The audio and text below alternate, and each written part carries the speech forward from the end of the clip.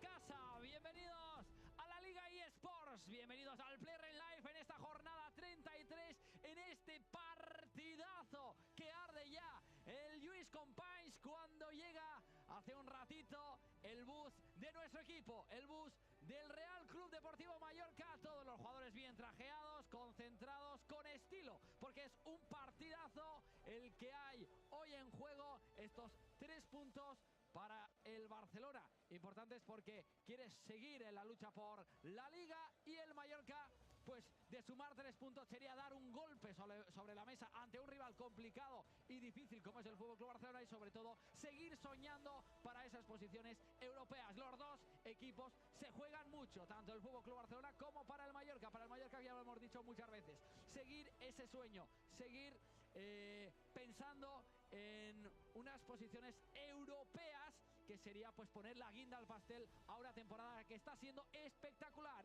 una temporada que está siendo espectacular.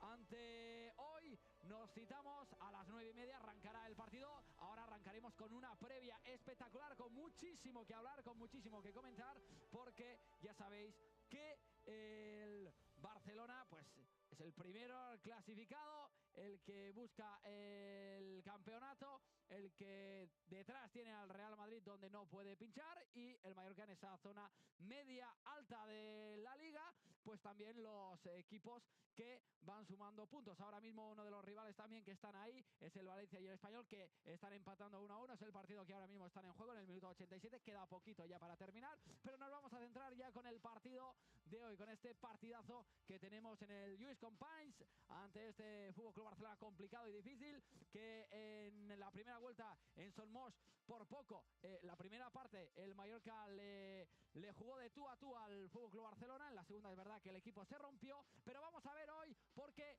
hay muchas bajas para el FC Barcelona, seguramente pensando en esa final de Copa del Rey del sábado. Pero antes de nada, Jovan, bienvenido, ¿cómo estás? Ponte el micro, así te oímos. Sí. Ahora sí, nuestro talismán. Hoy, partido complicado, partido difícil, lo sabemos, sí, ante el equipo que busca el campeonato de Liga, que es el FC Barcelona, pero un equipo que ahora nuestro compañero Damián nos desvelará. Podemos hincarle el diente, ya que el sábado tienen un partido como es el de la final de Copa, entre semana tienen la Champions ante el Inter, que es la semifinal de Champions. El Barcelona tal vez puede estar pensando en muchas cosas y nosotros ahí podemos aprovecharlo, Bueno, viendo el equipo de Barcelona, bueno, hay cambios, pero yo veo 8 titulares, ¿no? Como está Yamal, está Olmo, está Pedri, está Gavi, está Martínez, Ferran Torres, que últimamente está bien. Bueno, el equipo fuerte, y bueno, a ver el Fati, porque lleva mucho tiempo sin jugar, y bueno, seguro hoy va a salir con muchísimas ganas. Y claro, es como llevan muchos partidos importantes, y lo que le espera el sábado, la final de Copa del Rey y luego la semifinal de Liga Campeones, pues tenía que dar un descanso a Rafinha y a Koundé y algunos jugadores más. Y mejor para nosotros, pero también ha sacado un equipo muy competitivo y muy fuerte. ¿Por qué no soñar? Hay que decir que el Barcelona viene con muchas bajas, pero el Mallorca también viene con muchas bajas. Ahora vamos a dar paso a Damián, que ya está en el Lluís Companys, pisando ahí el terreno del juego. Damián, buenas tardes. Bienvenido, ¿cómo estás, compañero? ¿Qué tal, Llorens? ¿Qué tal, Jovan Stojkovic? Y muy buenas a todos los mallorquinistas desde pie de campo de este estadio de Lluís Companys, donde el Mallorca pues buscará incrementar esa racha de partidos sin perder.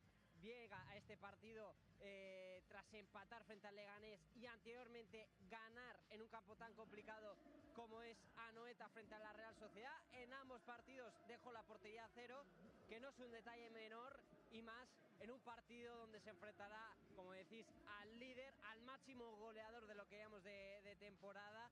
Por lo tanto, esa solidez defensiva que será un aspecto clave para que el Mallorca sueñe con sumar aquí, cosa que no hace desde la temporada 2010-2011, con un empate a 1, y no gana desde la 2007-2008 en un partido donde, atención, remontó un 2-0 en contra con goles de Borja Valero, Pierre Huevo y Dani Dani Huiza, para intentar pues romper esa racha de tantos años sin sumar aquí en Barcelona frente al FC Barcelona. Yago Arrasate, que introduce hasta 4 cambios, algunos de ellos obligados debido hasta las 6 bajas que tiene el conjunto mallorquinista. Ahora repasamos, pero vamos allá con el 11 del Mallorca, que sale con, ojo, primera novedad, Leo Román en portería, Livicenko, que vuelve a una titularidad después de no jugar desde el pasado 3 de enero en ese partido de eliminación de Copa del Rey frente al Pontevedra. Precisamente el último partido en Liga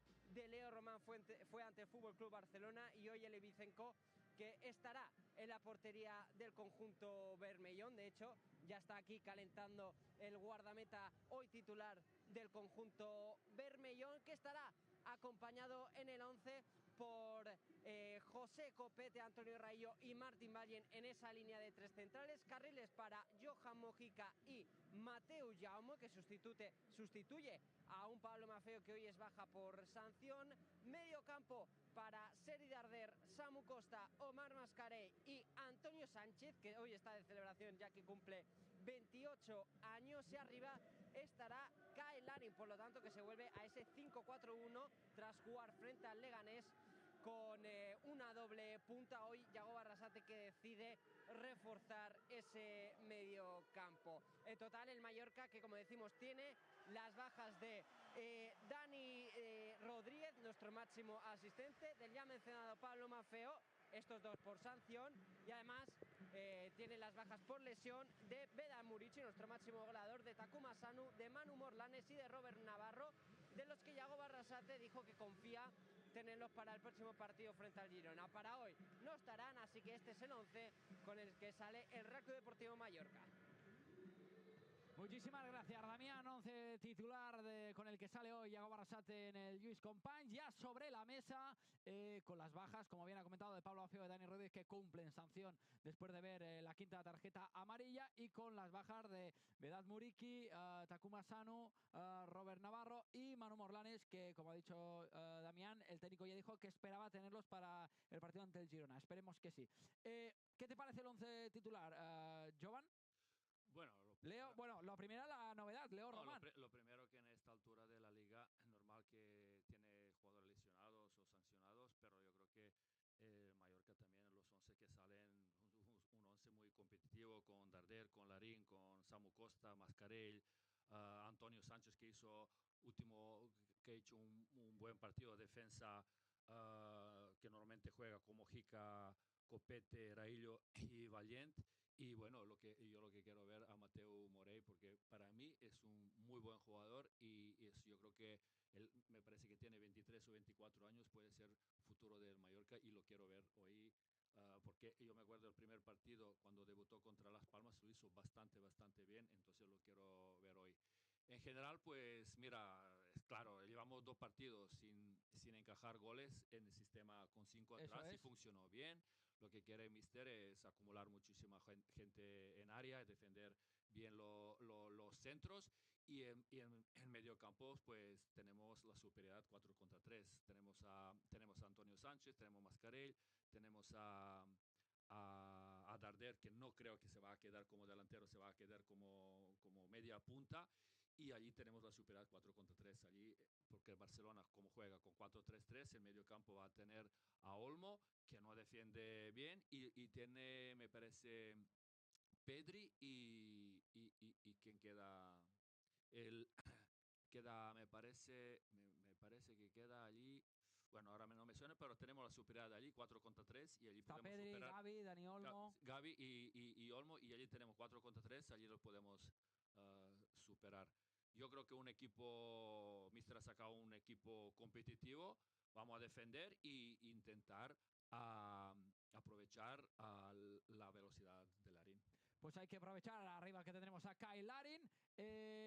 Decir que hoy, como ha dicho Jovan, el Mallorca vuelve a salir con esa defensa de 5, que los 2 últimos partidos en Anoeta pues sacó esa victoria, 0-2 ante la Real Sociedad, y el otro día aquí en Somos ante el Leganés sacó ese empate, y una defensa de 5 que por ahora pues le ha dado puntos al conjunto de Yago Arrasate cada vez que la ha puesto en juego.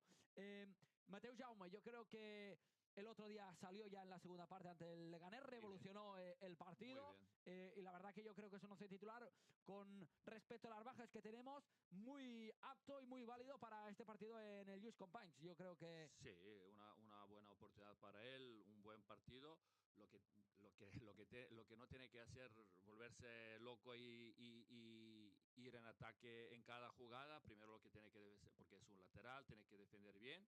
Y luego, si tiene oportunidad de subir, pues sube. Pero entonces, mejor subir 3-4 veces con calidad que 20 sin calidad, digamos. Eso es. Pero otra vez repito, Mateu Morey para mí es un gran jugador, un futuro, porque yo creo que él tiene solamente un año de contrato, un año de contrato, y lo quiero ver hoy.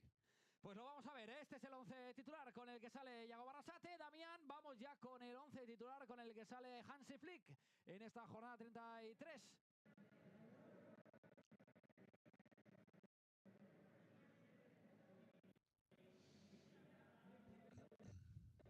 No sé si nos escucha Damián, concentrado ahí, rebuscando en el 11 titular, que ahora ya está sobre... Sí, es sobre verdad que ya habéis dado algunas pistas sobre el 11 con el que sale hoy el FC Barcelona, que es verdad que reserva algunas piezas importantes.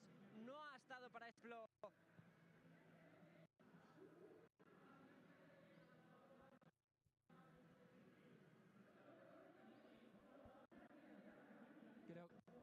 Creo que hay problemas con Damián. Bueno, vamos a desvelar el 11 titular aquí con el que sale hoy Hansi Flick en esta jornada 33, y enseguida que volvamos a tener a Damián, conectamos con él desde el Lluís Companys. Pues el FC Barcelona, que sale con un 11 titular con muchísimas bajas, ya sea por la lesión de Lewandowski o también con ese pensamiento en la final de Copa del Rey, que es el sábado.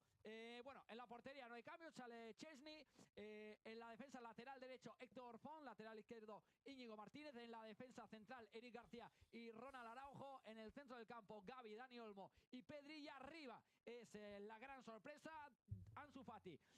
Será el titular, es su segunda titularidad consecutiva, y le acompañarán Ferran Torres y Lamine Yamal. Lamine por la derecha, Ansu Fati en la izquierda y Ferran como hombre clave arriba.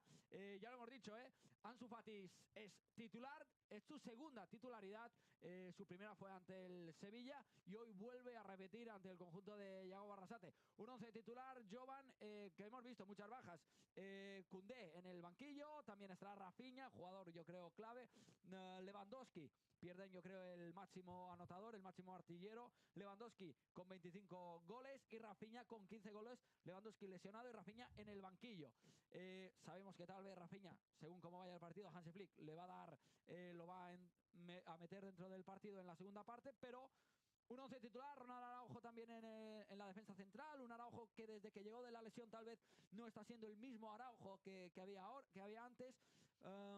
¿Qué te parece el 11 del Barcelona? Lo que te he dicho al principio, un 11 bastante fuerte. Mira el medio campo, tienes a Gavi, Pedri, Olmo. El Olmo cuando quiere jugar y cuando está en forma te pueden reventar partido. Yamal, que hay que tener cuidado, hay que doblar. Mojica tiene que tener cuidado, tiene que tener apoyo de uno del medio campo o un central, no le puedes dejar nunca solo. Y a ver, Fati, hace tiempo que no hemos visto a este jugador, a lo mejor se sale hoy, ojalá que no. Jugó unos minutitos ante el Borussia Dortmund, pero no fue tampoco... Y bueno, yo creo que es un 11 bastante fuerte.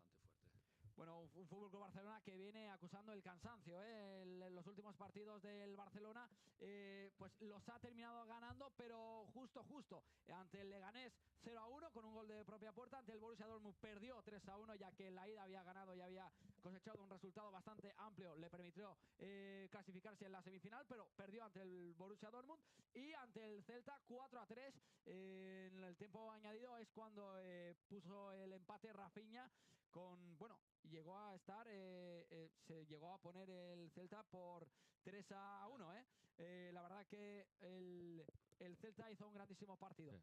Bueno, dicho esto, vamos con las palabras de hace un ratito que hemos escuchado a Yago Barrasate en los micrófonos de nuestro compañero Damián. Vamos a escuchar cómo ha analizado el técnico el partido de hoy. Sí, ya estamos con el míster, con Yago Barrasate. ¿Qué tal, Yago? Muy buenas. Buenas. Lo primero de todo, felicidades por tu cumpleaños. Gracias. No habría mejor regalo, ¿no?, que puntuar hoy aquí. Sí, es el regalo que quiero, pero también es verdad que los regalos en este campo son complicados, pero vamos a intentarlo. ¿Cómo está el equipo, sobre todo? Bien, es verdad que estamos con ganas de afrontar el partido, es un reto mayúsculo para nosotros. Llevamos 2 partidos sumando, 2 partidos con la portería cero y tenemos una prueba de fuego, pero bueno, vamos a intentarlo. Introduces 4 cambios en el 11, es verdad que algunos obligados. Llama la atención la entrada de Leo Román, ¿por qué apuestas por Ibicenco? Bueno, creo que está entrenando bien, Dominic está jugando una serie de partidos también, el partido anterior está reciente, creo que es un buen momento para que Leo nos pueda ayudar. Y luego, pues bueno, hay algún cambio obligado, otras que son por decisión técnica, pero bueno, yo creo que es el 11 que creemos que puede hacer un buen partido hoy. Vuelve ese 5-4-1, imagino, por reforzar, ¿no?, ese medio. La idea, ¿no? Ellos van a tener balón, necesitamos cerrar líneas de pase, pero luego también necesitamos tener balón. Metemos 4 centrocampistas de diferentes características y bueno, necesitamos también luego esa profundidad del área, la profundidad de los carriles para hacer una dirección. Ya va. Ahí está del técnico Iago Barrasate analizando por dónde se puede hacer daño hoy al FC Barcelona. Sabemos que el Barcelona es un equipo que defiende muy arriba, que juega con la línea ahí de romper la línea del fuera de juego. Ahí, si no están bien concentrados los centrales del FC Barcelona, se le puede hacer bastante daño. Ahí entrarán en un papel crucial tanto Mateu Jaume como Mojica, y Kyle Larin, un hombre que sabe romper perfectamente el fuera de juego. Vamos a conectar con Damián, no sé si nos escucha ya desde el Lluís Companys. Damián. Imágenes ya del equipo en el terreno de juego. Estamos... Sí, justo ahora, hace unos segundos ha salido a calentar el conjunto de Iago Barrasate. Antes, como decíamos, habían salido los guardametas encabezados por Leo Román y ya están los futbolistas de Iago Barrasate sobre este verde del Lluís Companys. Antes lo habían hecho los jugadores del FC Barcelona, así que ya están los dos equipos sobre el tapete de este estadio del FC Barcelona, cuando poco a poco ya vamos llegando a esos minutos previos al arranque de este partido, donde pues el Mallorca buscará asaltar un feudo donde no muchos equipos han logrado puntuar. De hecho, aquí el Barcelona en competición liguera solo ha cuajado 3 derrotas de sus 5, contando también las 2 de fuera y un empate frente al Real Betis hace 3 jornadas. Es verdad que el FC Barcelona viene de 3 partidos ligueros no muy solventes, pero que los ha conseguido sacar. Por lo tanto, veremos si el Mallorca aprovecha pues la circunstancia de que quizá el Barça pueda estar pensando más en esa final de Copa y pueda dar la sorpresa y sacar pues un punto o 3, ojalá, que le auparían todavía más a esas posiciones europeas. Así que lo dicho, ya están calentando los futbolistas del Real Club Deportivo Mallorca aquí en el estadio de Lluís Companys. Gracias, Damián. Estaremos pendientes de ahí, que estarás en el terreno de juego, pendiente de todo lo que pase. Conectaremos contigo enseguida que haya alguna novedad. Pero como ha dicho Damián, Jovan, y terminamos de repasar, el Barcelona desde el empate ante el Real Betis 1-1 en Liga, luego ante el Leganés ganó 0-1 con un gol en propia puerta, pero es verdad que hizo un mal partido el Barcelona ahí ante el Leganés. Luego el partido ante el Celta lo consigue ganar, pero en los últimos minutos, porque se adelantó Ferran Torres en el minuto 12, pero Borja Iglesias marcó un hat-trick y ya te digo, se puso 1-3, y luego Dani Olmo, Rafinha, y luego últimamente a la última Rafinha de penalti terminó girar el partido. Pero ¿crees que un Barcelona que está acusando el tener muchos partidos, el cansancio, o cómo lo ves de estos últimos resultados? Es un equipo que sufre mucho cuando el rival se echa atrás, como por ejemplo Leganés.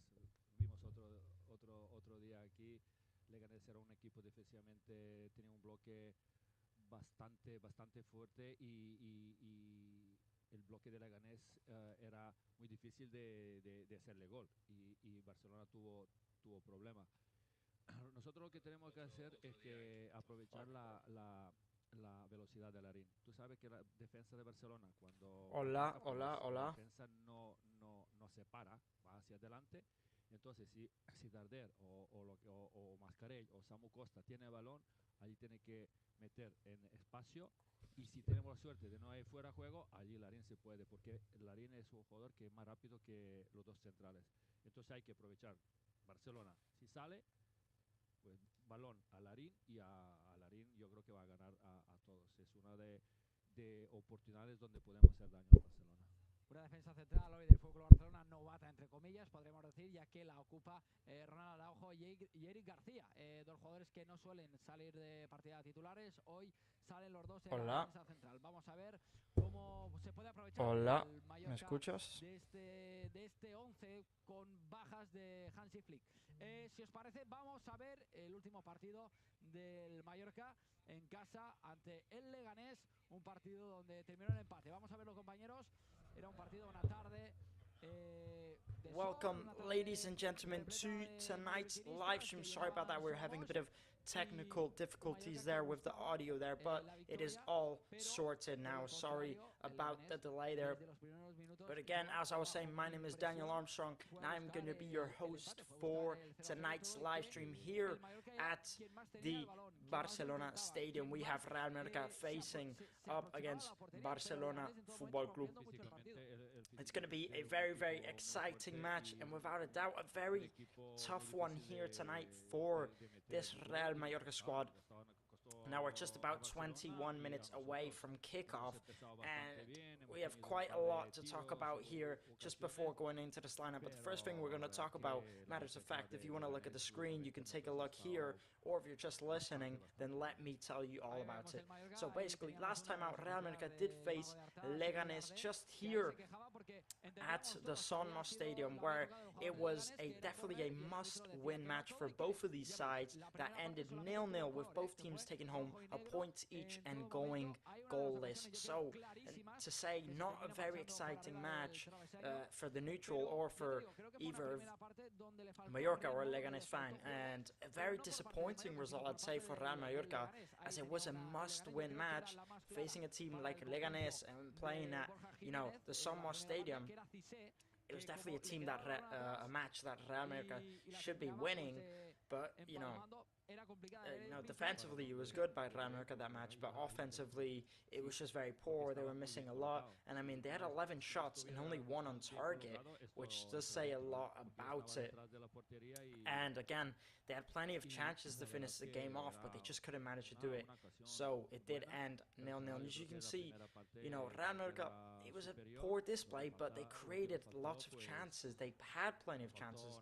They just couldn't manage to get their shots on target and put the chances away. It's something they were struggling to do out there last time at Somos, and that was just last Saturday, and now they're playing here again on Tuesday, so they will have some tired players. They didn't have much time to think or to replan to face Barcelona here at the Lluís Companys Stadium. So again, it's going to be a really, really tough match out here playing against Barcelona.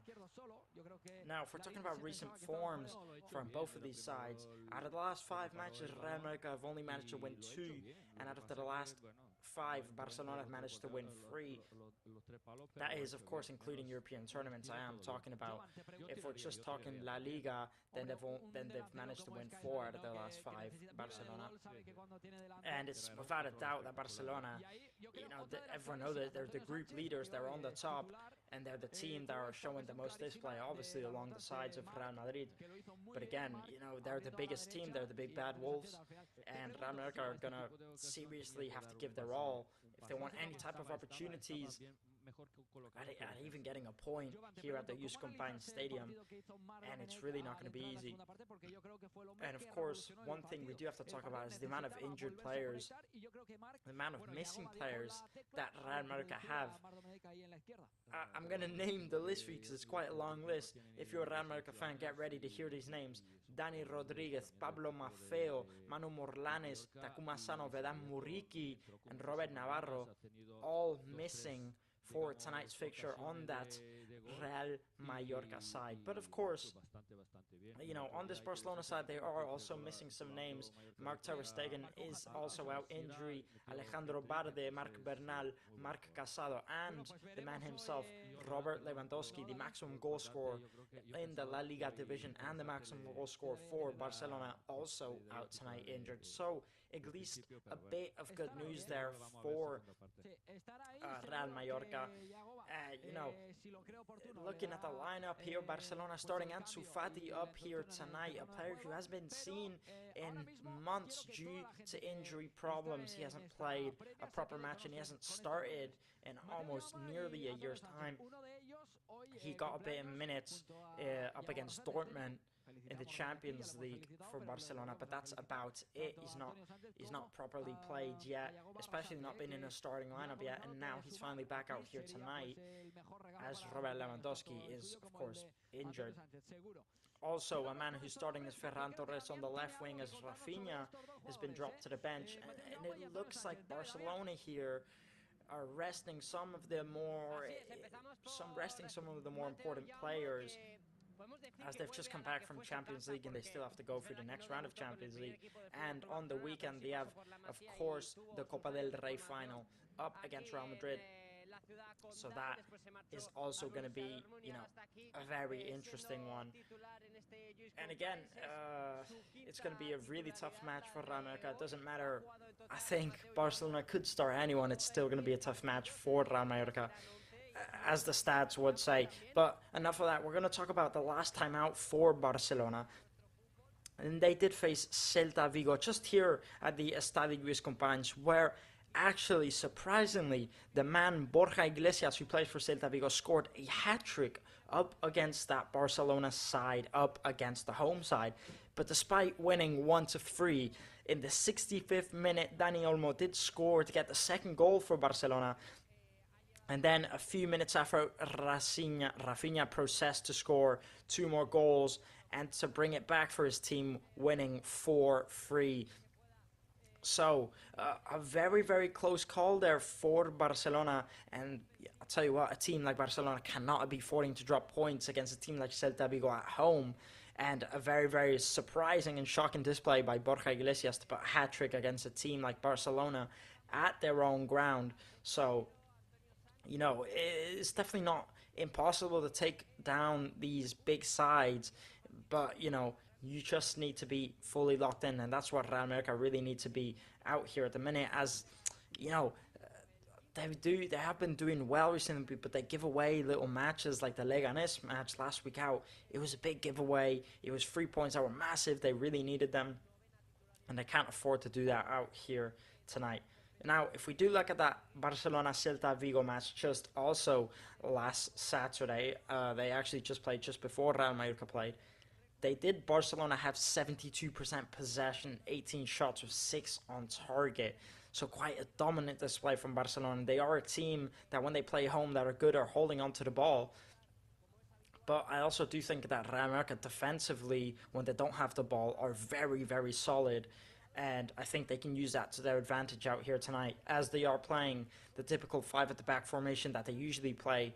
But again, they are missing some very important players in that squad, Real Mallorca, here today.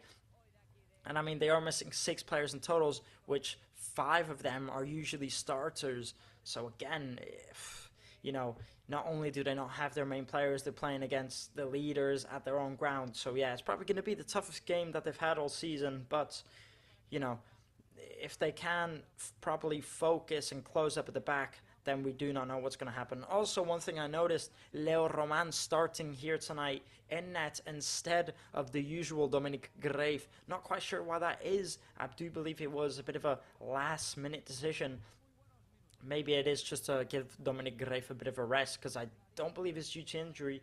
I've not heard anything of that. So, also another call that Jacob Arrasate's side has decided to make out here today. Now, talking about both of these sides, Real Mallorca are currently sitting at 7th place with 44 points, meaning that they now currently qualify for a Conference League spot, a European competition currently at the minute as we are talking right now. But again, don't get me wrong, just below them are Celta Vigo with 43 points. So again, a win is so important, I think, for either of these sides. Of course, both of them, have a lot to lose. Again, as I said, Celta Vigo just below them with 1 point. So if Barcelona lose out here, if Real Mallorca lose out here today, Celta Vigo stand a chance of getting them. Not only just them, Rayo Vallecano and Real Sociedad, all just 2 to 3 points behind them as well. And of course, Barcelona, the group leaders that cannot afford to lose a single game, cannot afford to drop any points. So, you know, both of these sides risking everything out here today. Both of these sides with a lot to lose. You know, Barcelona need the points to win the league and to take the big gap on Real Madrid. And Real Mallorca, of course, need the 3 points to keep on chasing that dream for a European spot, you know, and get even one step closer. So again, you know, both of these sides really, really need the 3 points. But again, if Real Mallorca can just get a point out of this match today, it would be a spectacular result for them. So, you know, I really think that Real Mallorca, again, just going to be a really defensive side here today, playing 5 at the back. They usually do, as that system has been working, as it did work up against Real Sociedad at the Anoeta Stadium.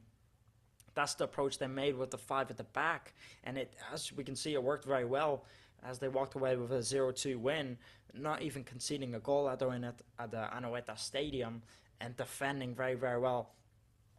So I definitely think they're going to go for a bit of a similar style up against that Real Sociedad side at the Anoeta Stadium. But again, you know, Barcelona at the top of the table, winning 4 out of their last 5 La Liga matches and drawing that one. So not a team that's usually familiar with losing in the La Liga division. So again, it's not going to be easy. Now, the last time these two sides did face each other was all the way back out in December at the Somos Stadium, where the visiting side did take home the 3 points with quite a heavy defeat, winning 1-5. Muriqi was the only one to score for the home side in that match, and of course he is missing out here in tonight's lineup, not even on the bench. Obviously, as we know, he's got injured, unfortunately, 2 weeks ago at the Somos Stadium, where he had to come off in the 30th minute, and Kai Ladin took his place, and he's been injured out ever since, and still waiting for him to come back, as he is, matter of fact, the maximum goal scorer for Real Mallorca with 7 goals to his name. Just behind him is Kai Ladin with 6 goals to his name. So both of them battling out to see who can be the maximum goal scorer this season for Real Mallorca. Now we're just about 10 minutes away from kickoff. So again, do not go anywhere because we have a very exciting matchup in front of us. I definitely think Real Mallorca stand more of a chance, you know, than people think, if they can sit tight at the back, as they've been such a good defensive side this season, playing with those 5 at the back. I definitely think they stand, you know, a big chance to put in a really good defensive display out here today. So we'll see what this match has to offer. Now, if we're talking about the last time Real Mallorca actually went out to play against Barcelona away from home at the Estadio Lluís Companys, that was back in March 2024, where both sides were actually going goalless up until the 73rd minute, where the youngster Lamine Yamal scored the winner for his team to end the match and winning it 1-0. So again, a close match and a very good display from Real Mallorca, and that was the last time they played out here at Estadio Lluís Companys, and maybe the same thing can happen again out here tonight if they put in a good defensive display.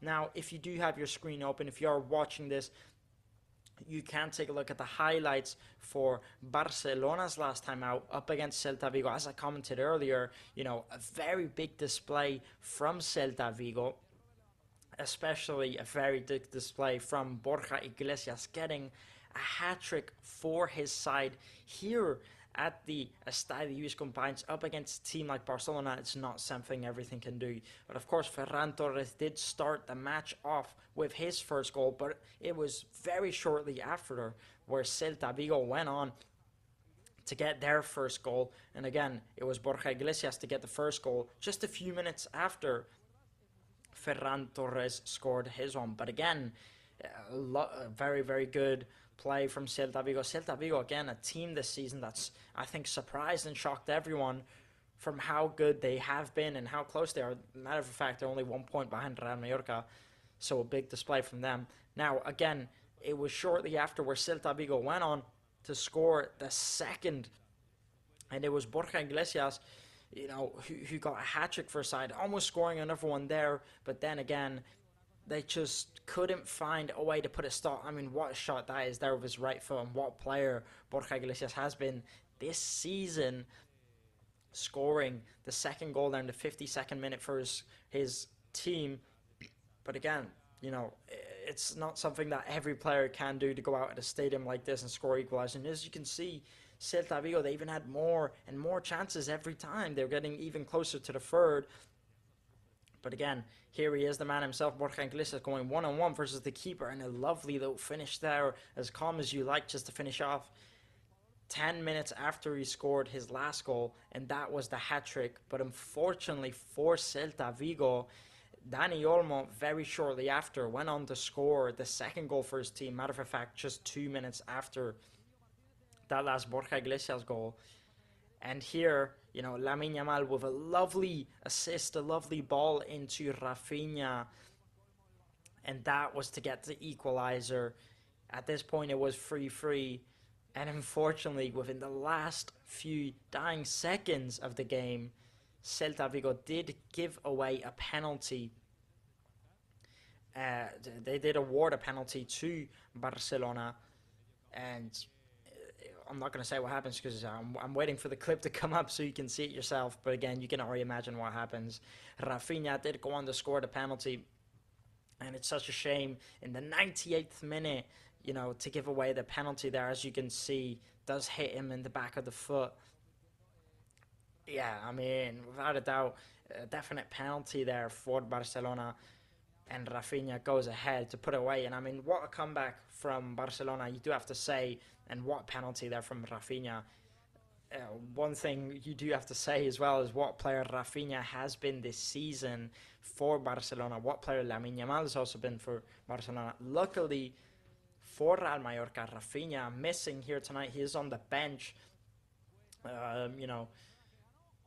It's probably trying to rest him there. Probably think that this is a bit of a calmer game. But of course, depending on how the match is going, they'll bring him on or not. And they're deciding to give him a bit of a rest. It's playing Ferran Torres on the left instead, and Lamine Yamal on the right. Of course, Ansu Fati up front, as Robert Lewandowski is out injured. So, again, it's not going to be an easy match for Real Mallorca out here tonight. I think if they can get anything, any type of points, even if it's just a point, a draw, just go full defensive and maybe break on the counterattacks. I definitely think they could cause some damage, but again, there's no room for these little errors that they have been making this season. Now we're going to go on a quick break and we'll be back soon, just before kickoff. You can hear the words here now from Arnold Schweinsteiger, who was here at the Somos Stadium watching last time out. A massive celebrity, a massive player he has been. What a career he has had for Germany. He's had a massive career playing at the teams like of Manchester United, and he was just out here at Somos up against Leganés just a few days ago. And what a player he is. I mean, for him to come watch the games at Somos, it's just a massive honor. And you can hear him say how he loves the Real American team and how much they've improved, and the people that are running it are doing so well, but that the main thing is that the team is doing well. And and he just loves coming to watch the Real Mallorca games, which is such an honor for a player like him, a legend like him, to come watch this squad. And you can see how he's talking about Real Mallorca. It's not a team that can go and sign a 30 million player. It's not a team with money. And for them to have built this squad brick by brick and to get where they are now and to get to the Copa del Rey final last year, make it all the way to penalties, it's absolutely crazy that Real Mallorca have made it this far. And of course, he is very, very impressed. And as you can see here, talking about the Barcelona match, and hopefully they can pull something out of it. That was the goal that Real Mallorca scored last time up against Barcelona at the Somos Stadium, but unfortunately they went on to lose 1-5. But again, what a player, Schweinsteiger has been. He's played at Real Madrid, going on to Manchester United, going to these big clubs, of course, doing loads of bits for the national German team. Yeah, I mean, just again, what player he has been. So a massive shout out to him. And of course, he's talking about the likes of Dani Rodriguez and what an example he is for the squad. What an example, a veteran player that can really step up to help the other players. So again, I mean, unfortunately I didn't get to say hi to him, but I would have loved to. What an honor to have a player like him here. Now, again, people, we're just 3 minutes away from kickoff, so do not go anywhere because we will be getting underway in just a few minutes now. Just a few minutes to go before, I don't know about you guys, but I'm so excited to see what this match has to offer. And we will see what it has to offer. Again, one thing, I don't know if I mentioned it earlier, Robert Lewandowski currently got 25 goals in the LaLiga division, and that is just in the LaLiga division. He's also got 11 goals in the Champions League. So, I mean, what an absolute goal-scoring machine. Luckily for Real Mallorca, he isn't actually here tonight.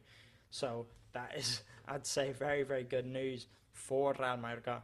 And, I mean, we do have to recognize that Barcelona is no small club. We're talking about a team that has won the La Liga division 27 times.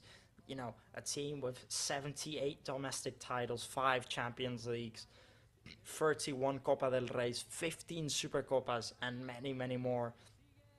A team that's familiar with trophies, familiar with winning European titles. What a team they have been. And now we do have the players walking out of the tunnel, walking out to the pitch. And we have a very, very exciting matchup ahead of us for sure. And hopefully Real Mallorca can make something from this here tonight. If in the last 5 matches, last 5 matchups between these two sides, Real Mallorca haven't won a single one. Barcelona have won 4, and one of them was a draw. So again, it's not going to be an easy matchup here for Real Mallorca. Rafinha on the bench here. Also Rafinha, another player has been very impressive this season. He's got 15 goals and 11 assists to his name. And I mean, very, very high numbers for these players. Lamine Yamal also starting out here tonight. He has 14 assists to his name this season. And I mean, all these players with high and very, very high numbers. Very impressive players. Dani Rodriguez, also a player that is missing here in this Real Mallorca squad here tonight. He's got 7 assists and 4 goals to his name, placing him 7th, 4 assists in the La Liga charts, just along the sides of Vinicius Jr., who's also got 7 assists.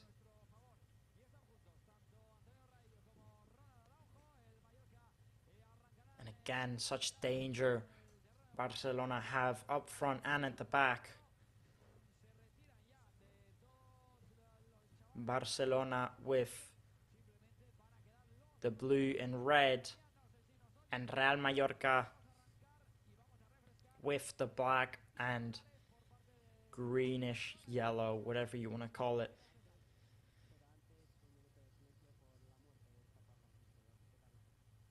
And again, we just have the players now lining up any minute now. We're just away from kickoff.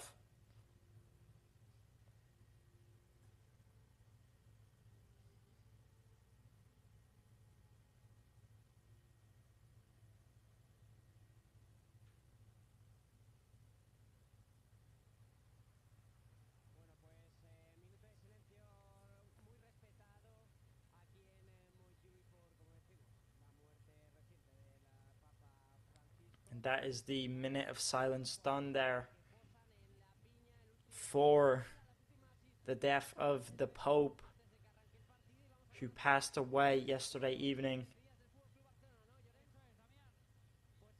And a very respectful minute of silence there.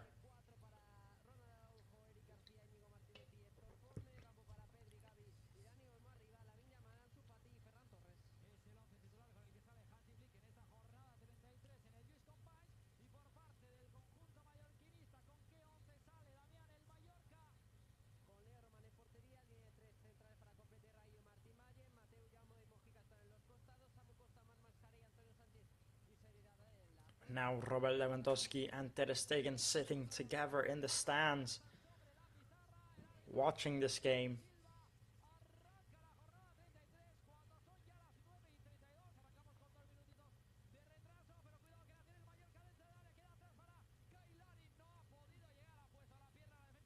And now the referee blows his whistle and the match is underway here. Ramaca going directly for it, putting that ball, trying to get it into the box. And what chance is this here for Real Mallorca? And Kai Larin just couldn't get to it. And not quite sure why he didn't shoot there. Definitely should have taken the shot, because that was a big first chance there for Real Mallorca.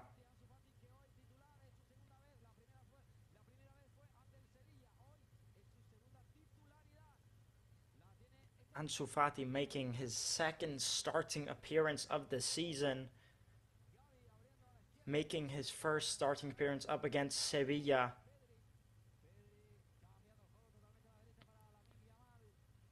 Now Pedri taking it all the way into Lamine Yamal. As Lamine Yamal tries taking the shot off, it's blocked here. Now Barcelona holding possession of the ball. Barcelona playing it all the way out to Lamine Yamal.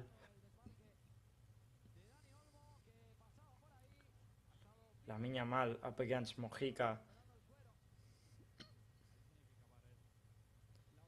Barcelona trying to play the ball through the middle, but they can't end up keeping it. They do get possession back here.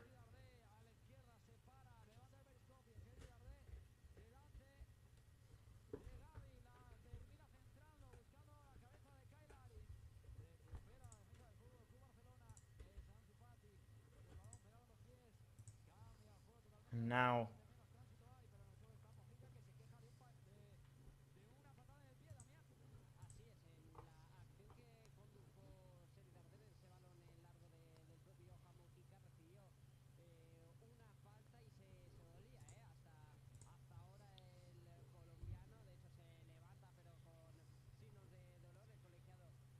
Johan Mojica not happy with the referee here. Just claiming he got fouled there. Hopefully he is okay. Just taking a look there.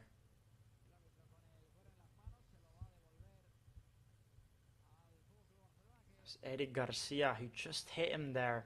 Doesn't look quite intentional.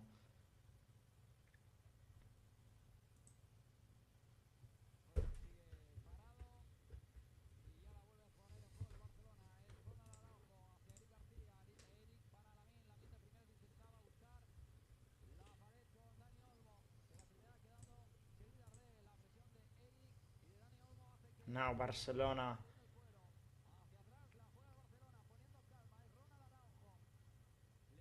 trying to create play. Sergi Derder does get the ball back here for Real Mallorca. But again, Real Mallorca just can't keep possession of the ball. They restart the play here. It's Araujo with the ball. Now Araujo plays it into Szczesny. Now here's Ramak on the right hand side, getting the throw in here.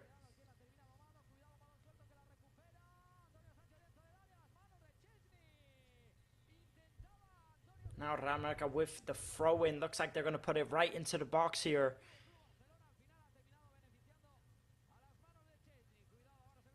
Taking the throw in here, Real Mallorca.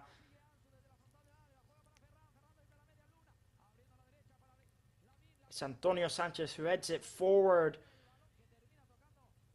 But Barcelona there to cut the ball out. Now Barcelona taking it forward here. Now Ansu Fati taking it forward. Ansu Fati cutting in, playing it out here. Ferran Torres into Lamine Yamal. Lamine Yamal on the edge of the box, trying to cross it in. Lamine Yamal ends up getting the corner here for his side. Now Barcelona have the first corner kick of the match.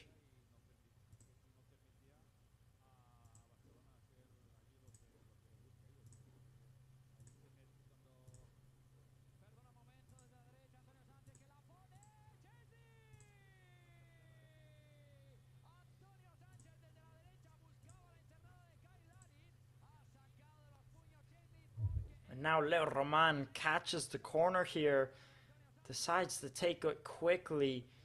It's Johan Mojica playing a long ball here into Kai Larin, ends up going into the hands of Antonio Sanchez. Now Antonio Sanchez putting the ball in, trying to get it into Kai Larin, and Szczesny gets there first. And another big chance here for Real Mallorca. And now Barcelona have a chance here. It's Pedri. Decides to play it back into Eric Garcia. Eric Garcia back to Yamal. Now here's Gavi. Now Martinez into Ansu Fati. Hector Fort here. Here's Pedri. He's going to take it forward. Pedri into Lamine Yamal. Here's Lamine Yamal.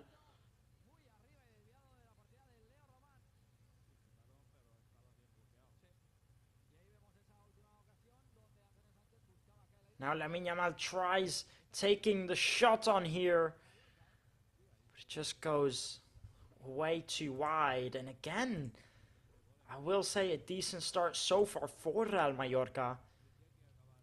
Definitely better than most people expected. Definitely better than I expected. And so far, they have had one or two very good chances here at Real Mallorca.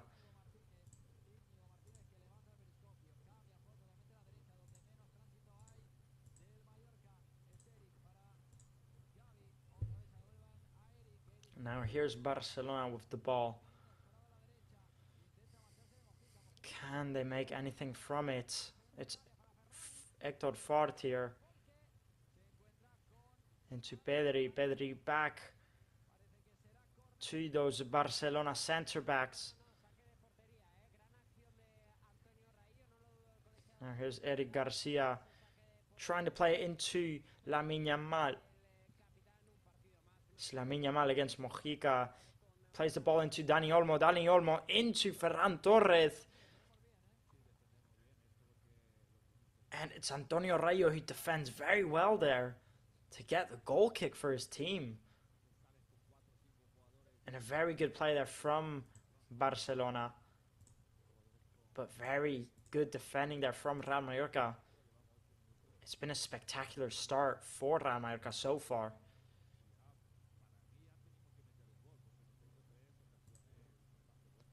And so far, even they could have scored so far, I'd say, Real Mallorca. And I think they should have scored so far. So it's definitely an amazing start here.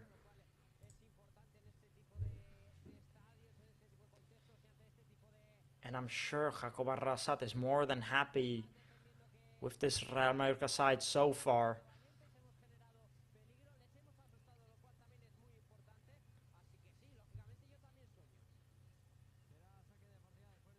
And now here's Lamine Yamal taking it forward, getting the shots off. But again, his shot over the crossbar here.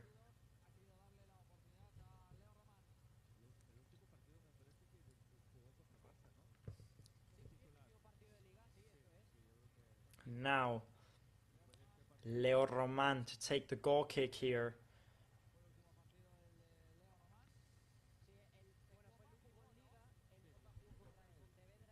Now Leo Roman taking the goal kick.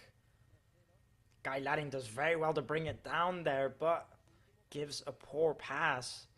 And it was an excellent touch there from Kai Larin.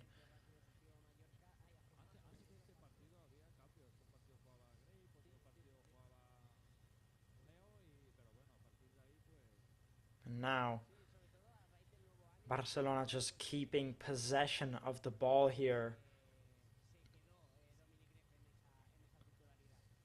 Now Dani Olmo gets taken down here. It's a lovely touch from Dani Olmo.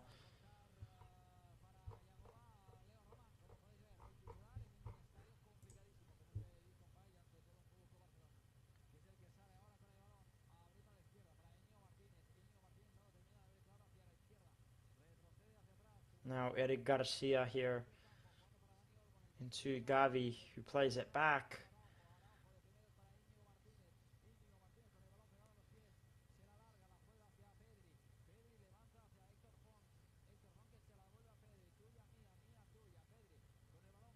Gavi is going to take it forward here.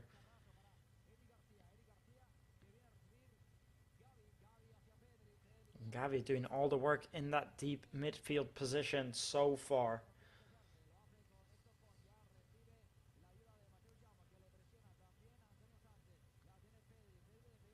Now Barcelona just holding on to the ball, looking for a way through. And so far, Real Mallorca defending very well here.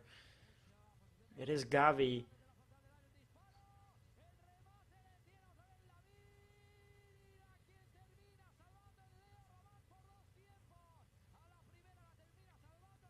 Now, Barcelona's Lamine Yamal here, who plays it back.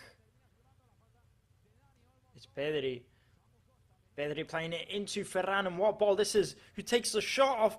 Lamine Yamal with the rebound, who also gets the shots off. But again, it's a poor shot there from Lamine Yamal. Now here's Dani Olmo fouling Samu Costa here.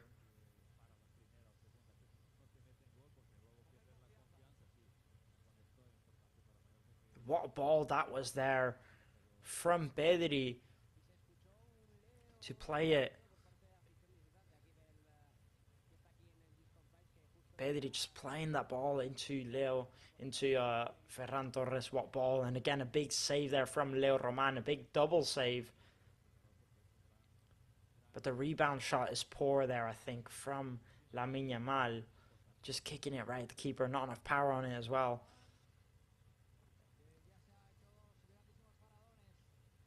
Now Leo Roman kicking it up. Ansu Fati trying to play it through, but it was offside here. And now Real Mallorca get the ball back. Can they make anything from it? Playing a through ball. Trying to play a through ball into Guy Ladding. But Szczesny was on his toes. Now Lamine Yamal playing a lovely through ball here. Trying to get it into Ferran Torres. It's not going to work. Samu Costa gets taken down here. Referee says no foul. The play does continue. Gavi into Pedri. And now Ansu Fati trying to play it through into Dani Olmo. Real Mallorca cut the ball out. Here's Guy Ladding chasing the ball down. Guy Ladding does well to get the ball here. And now Araujo takes Guy Ladding down. Referee awards a free kick here.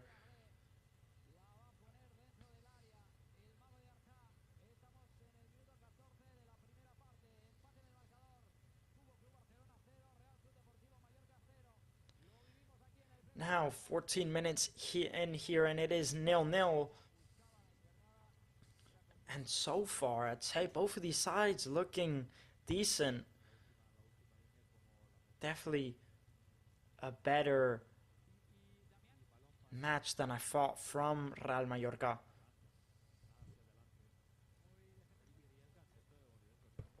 Now Sergi Darder taking the free kick here, looking for that second post. And the ball, too much power on it, rose out to be a goal kick, and a wasted opportunity there for Real Mallorca.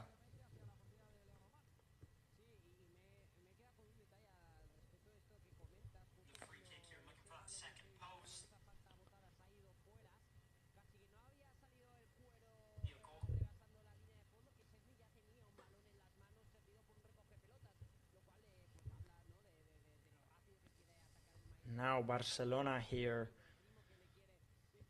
Ansu Fati playing a lovely little flick into Ferran Torres, but they do clear it. Araujo is there to clear the counter-attack. And it is going to be a throw in here for Real Mallorca. And taking a look at the replay there. What a save that was there from Leo Roman. And again, Pedri just does so well to turn around and play in Ferran Torres there. But a big double save there from Leo Roman.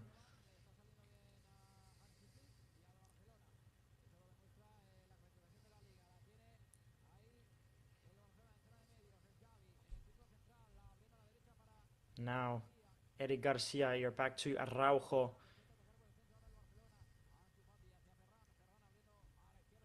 Lamine Yamal here on that right-hand side. He plays it into Olmo. He's going to turn around and play it back.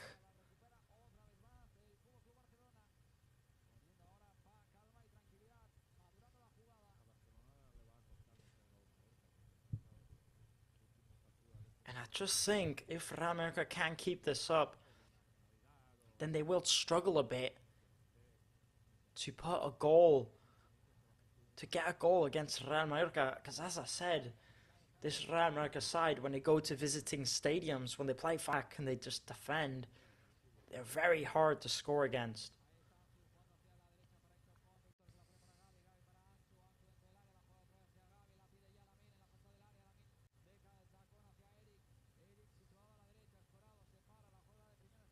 Now Barcelona with lovely play here.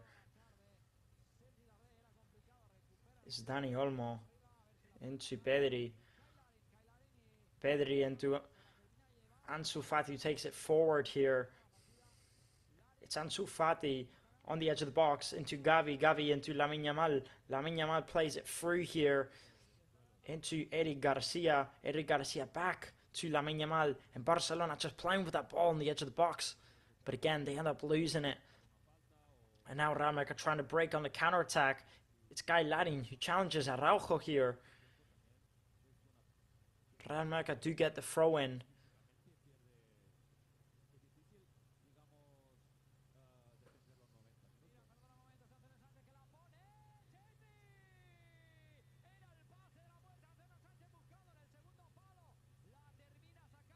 Now, Johan Mojica with the throw-in here for Real Mallorca. Plays it into Guy Larin.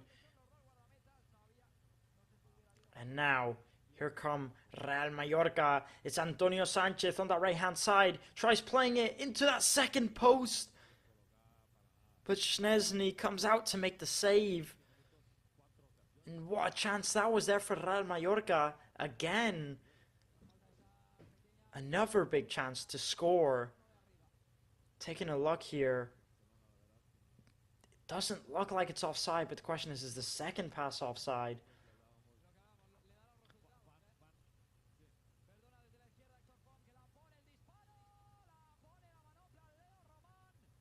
And again, Real Mallorca have had 2 or 3 chances to score now. And they should have scored, I think, so far, Real Mallorca. So they've had 2 or 3 very, very clear chances. Now here come Barcelona down that left-hand side. Putting in the low cross here. Fort. Hector Fort, not quite sure if it was a shot or a cross, but either way, he ends up getting the corner here for Barcelona. It was going in. Lamine Yamal is going to take the corner here.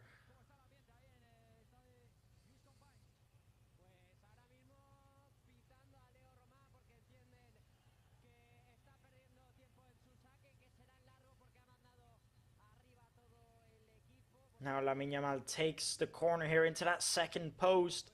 Ferran Torres does get on the edge of it. But it is off target here.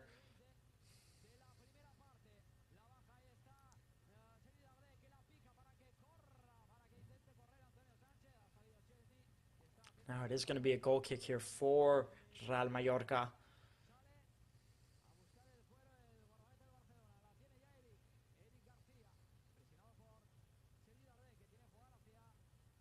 Now Leo Roman takes the goal kick. Playing it into Kai Larin. Sergi Derder, who plays a lovely through ball here into Antonio Sanchez. Do believe it was offside, but again, lovely effort there.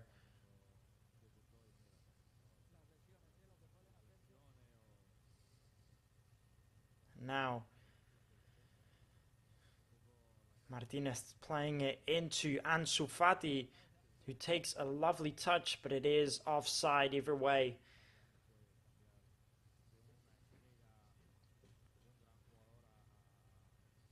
And what a player Ansu Fati used to be. I remember when he made his debut.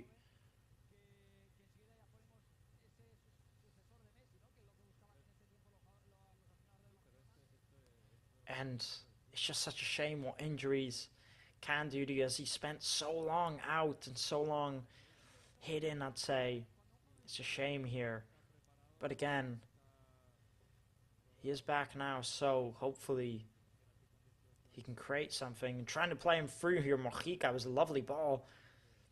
Now here's Dani Olmo into Lamin.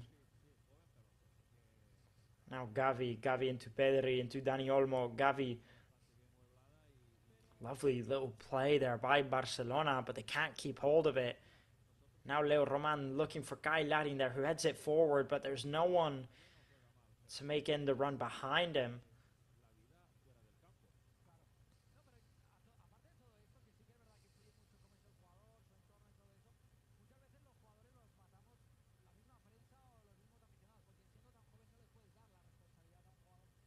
And now Barcelona with the ball in their own half of the box.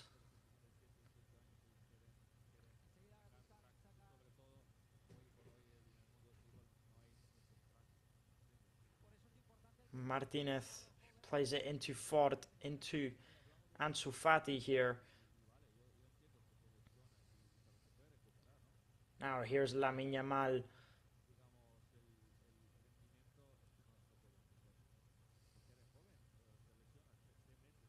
Lamine Yamal playing it back. An interesting fact actually here is Barcelona haven't lost to Mallorca in the last 15 meetings between these two sides. 13 wins for Barcelona and 2 draws.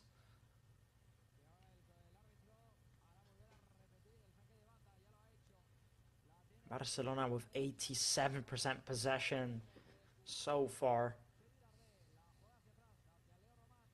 Dani Olmo with a lovely touch here to take it into the box, but Martin Valgent was there to cut it out.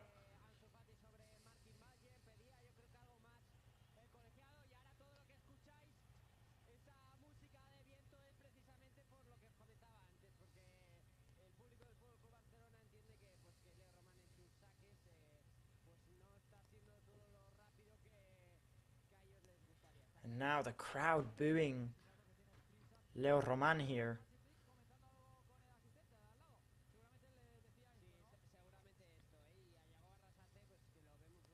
Of course, Ansu Fati did take out Martin Valgent there. Taking a look at the replay, maybe should have been booked for that one. Again, the referee did award the free kick, but no yellow card.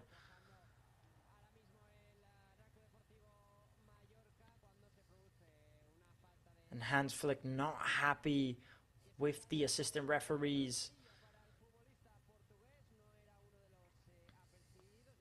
Now Real Mallorca have to play from at the back here. Leo Roman decides to play it up forward, looking for Kai Larin, who just can't get there on time. Now it's Martinez. Martinez switching it into Eric Garcia, into Dani Olmo, who gets taken down there with quite a heavy hit from the Portuguese Mallorcan midfielder Samu Costa here. Just hits Dani Olmo. Taking a look at the replay. Not Dani Olmo, it was actually Gavi He gets hit there. It does hit him quite hard.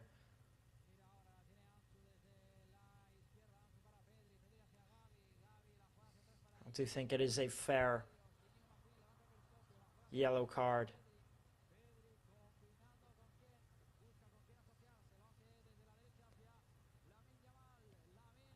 Now Barcelona.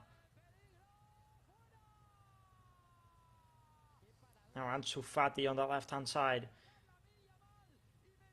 He cuts in. The referee plays it on. And now Barcelona here. Lamine Yamal with the ball on that. And what ball this is here from Lamine Yamal. And what a save from Leo Roman. And again, what a ball from Lamine Yamal into Dani Olmo. And what a special talent this kid is here. And just look at the save there from Leo Roman. Big, big save. And now Barcelona with the corner kick. Lamine Yamal to take it. Putting it into that second post there into Araujo, who gets the header. It's clear here by Copete. Guy Ladding trying to clear it. Barcelona do get the ball back here. It's Ansu Fati. Plays into Olmo. Olmo trying to play it into Gavi. And the ball is just bouncing all over the place here now. Who can get away with it? It's Samuel Costa who gets it. Tries playing it into Ladin. It's a poor pass. Now here's Dani Olmo.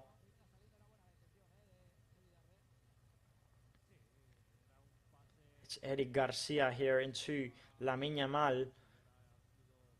Who's doing well to hold on to it. Lamine Yamal does very well to turn around there. But it's good defending by Sergi Darder and Johan Mojica. And unfortunately, too much on the pass. It was it's good vision there from Sergi Darder. But Samuel Costa just didn't follow through with the run. And it's a good display from both sides so far, I'd say. Now here's Gavi into Pedri. It's Pedri playing it into Ansu Fati, who takes a decent touch. But again, it's good defending here by Martin Valgent. Johan Mojica clears it. Guy Ladding tries taking the touch here. He just can't bring it down. And now Barcelona with the throw in here.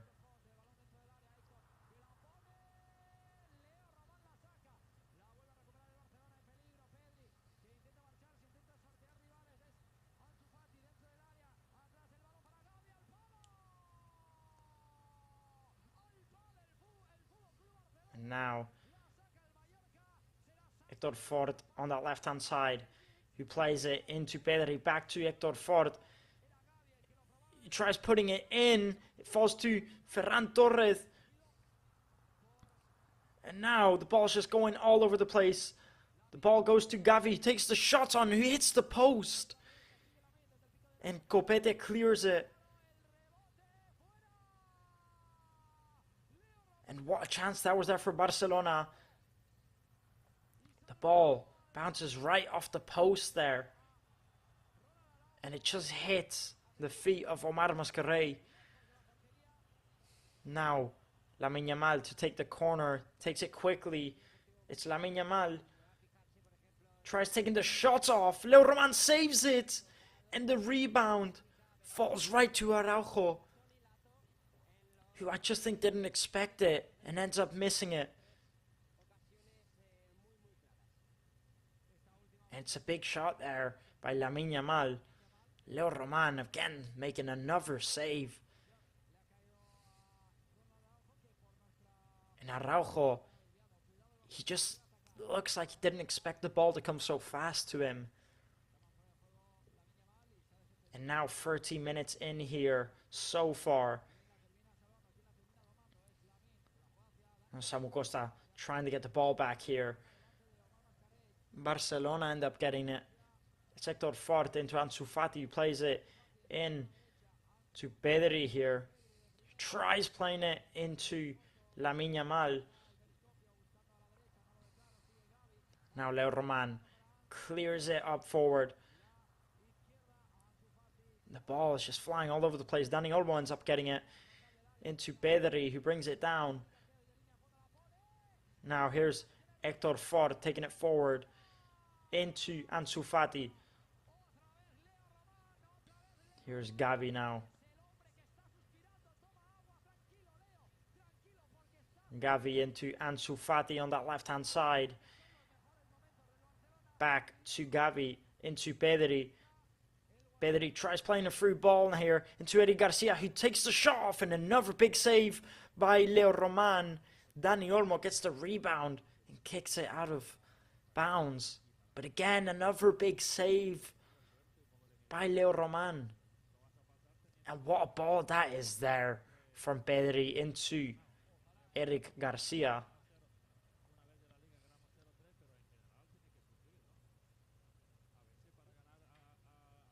And it's a lovely ball there by Pedri, just to play Eric Garcia through. Now Leo Roman playing it up. Kyle Larin brings it down into Derder. Derder tries playing it into Mojica, but it just wasn't fast enough. And now Real Mallorca get the throw in here. Just looking at the replay from that ball from Lamine Yamal outside of the foot into Dani Olmo. What a ball that was there. And Dani Olmo with the shot, and a big save by Leo Roman, who's having an absolute spectacular match so far. Now Mojica doing very well to keep hold of the ball, but he ends up losing it here. Now Eric Garcia trying to kick the ball up, ends up getting the throw in.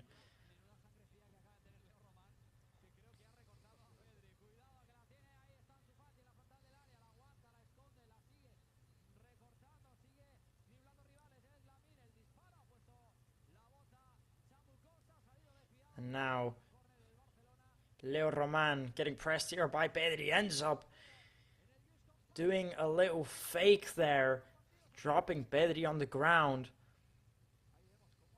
Now here's Lamine Yamal, who plays a lovely through ball into Ansu Fati. He brings it down, playing it back to Lamine Yamal. He tries taking the shot off. It does get the corner here for Barcelona.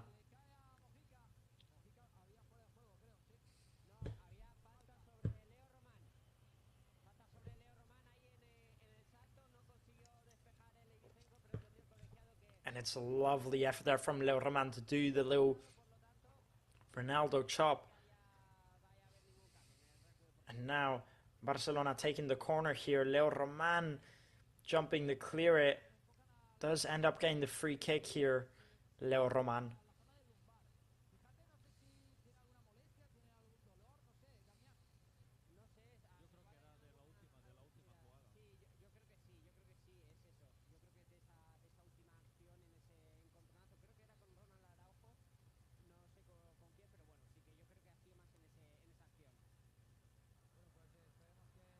Now Leo Roman, I believe, is a bit hurt.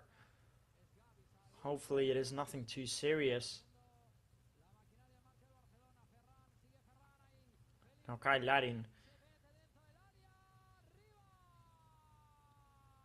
playing a lovely through ball down the right hand side, but there's just too much power on it. And now Barcelona get the throw in here.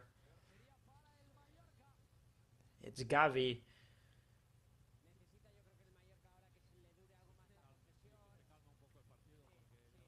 And now playing a lovely through ball here into Ferran Torres, who gets the shot off.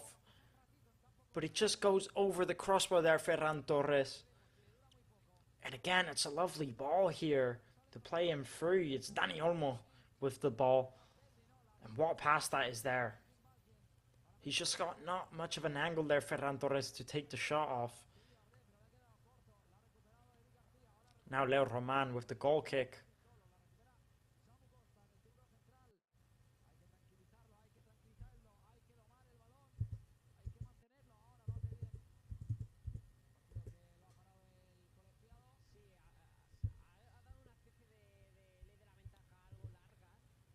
Now, Barcelona again with the ball, taking it forward. Copete is there to cut out. Copete trying to take it forward. Gavi tackling him, playing the advantage here. Samu Costa plays it back to Leo Roman. The referee ends up stopping the play and giving the free kick to Real Mallorca. It's just Gavi who ends up fouling Copete there. I'm quite surprised doesn't get the booking for that free kick, as he does go in quite reckless, quite hard. Now here's Mojica on the left-hand side. It's Mojica, he's taking it forward, plays it into Darder. Now Darder, he's going to play it out back to Antonio Rayo, but the referee, I believe, has given offside here.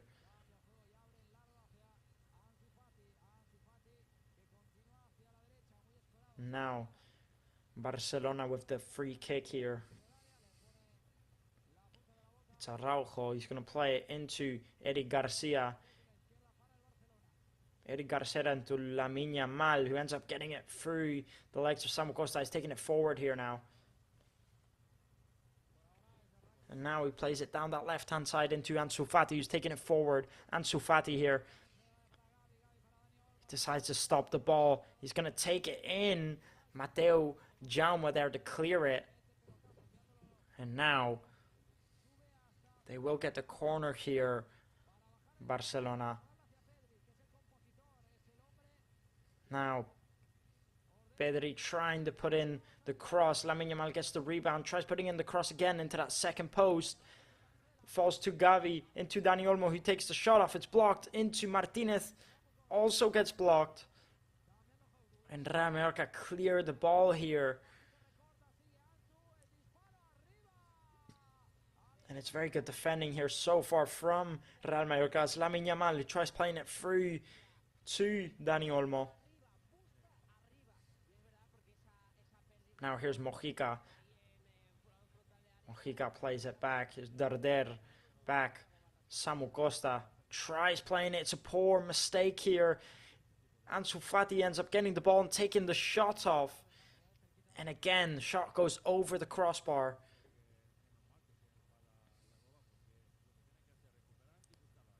"38 minutes in here so far. Real Mallorca defending very well.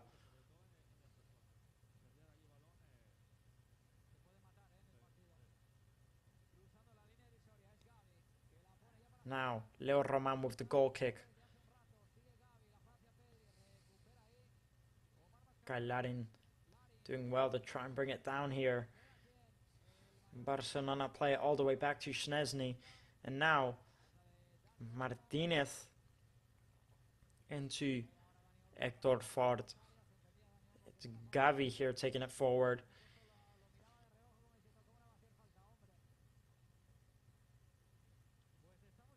Now, Real Mallorca getting the ball back. It's Larin here. Samu Costa, who ends up getting taken down there. Dani Olmo telling the referee.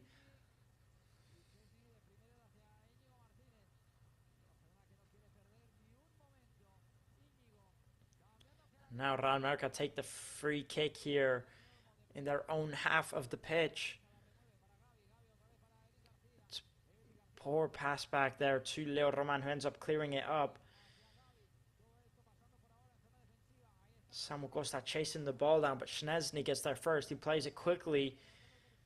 And now just approaching the 40th minute in here. 0-0 so far. Now here's Eric Garcia into Dani Olmo. Back to Eric Garcia. Now Eric Garcia into Lamine Yamal. Playing it back to Gavi.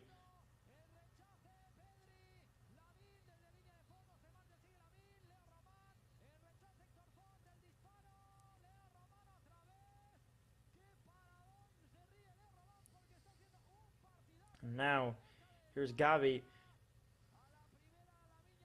Ball into Dani Olmo here. Into Lamine Yamal. Lamine Yamal tries putting in the cross or shot. Again, the rebound gets taken here. Lamine Yamal picks it up again, takes the shot, and another big save by Leo Roman. Hector Fort again taking the shot. And Copete clearing it. And Leo Roman having a laugh there. After all the saves he just made in one sequence. And this Real Mallorca side defending so well so far.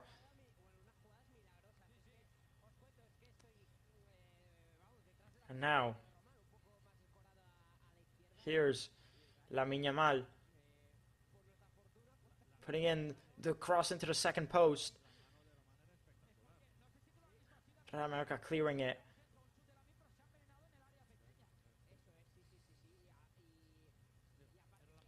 Lamine Yamal again, causing so much danger so far down the right hand side. Taking on Mojica. And he ends up getting the throw in here. Mojica defending very well against Lamine Yamal.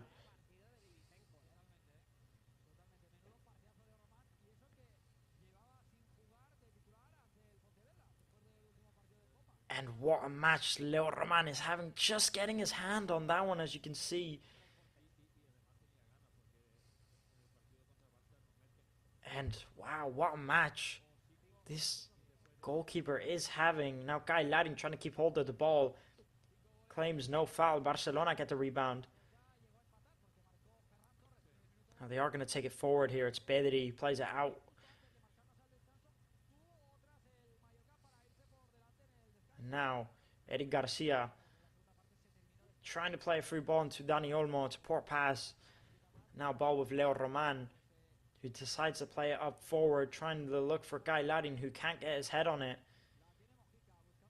Szczesny now.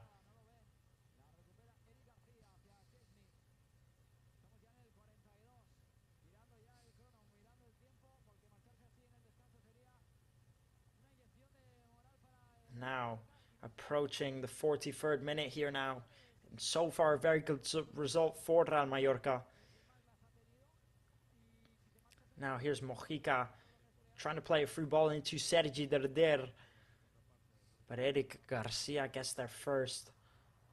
Now Barcelona are going to restart the play from out the back. Is Dani Olmo on that right hand side.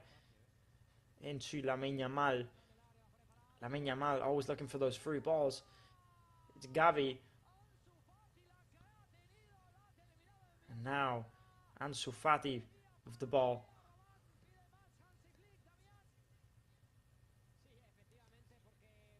On the right hand side, Hector Fort now into Ansu Fati. What a ball into Ansu Fati here. Takes the shot off. And aiming for that first post. Just couldn't get the finish off. And what a ball that was there from Hector Fort into Ansu Fati.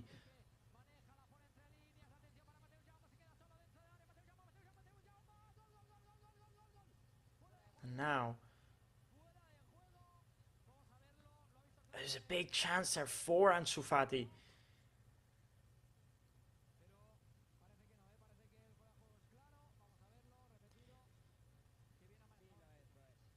And now Sergi Derder here into Mateo Jama, who takes the shots off. And it does go in, but the referee has raised his offside flag. And it is going to be offside here, but what chance that was there for Real Mallorca scoring a goal.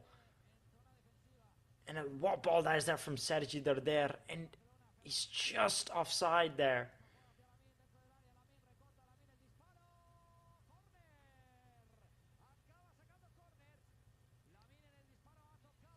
Now here's Lamine Yamal.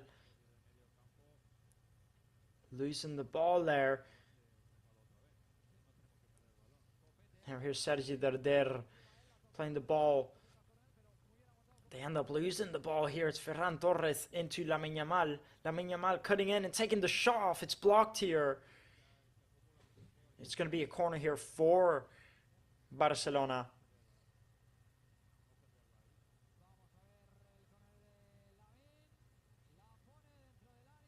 And it's a big block there by Copete.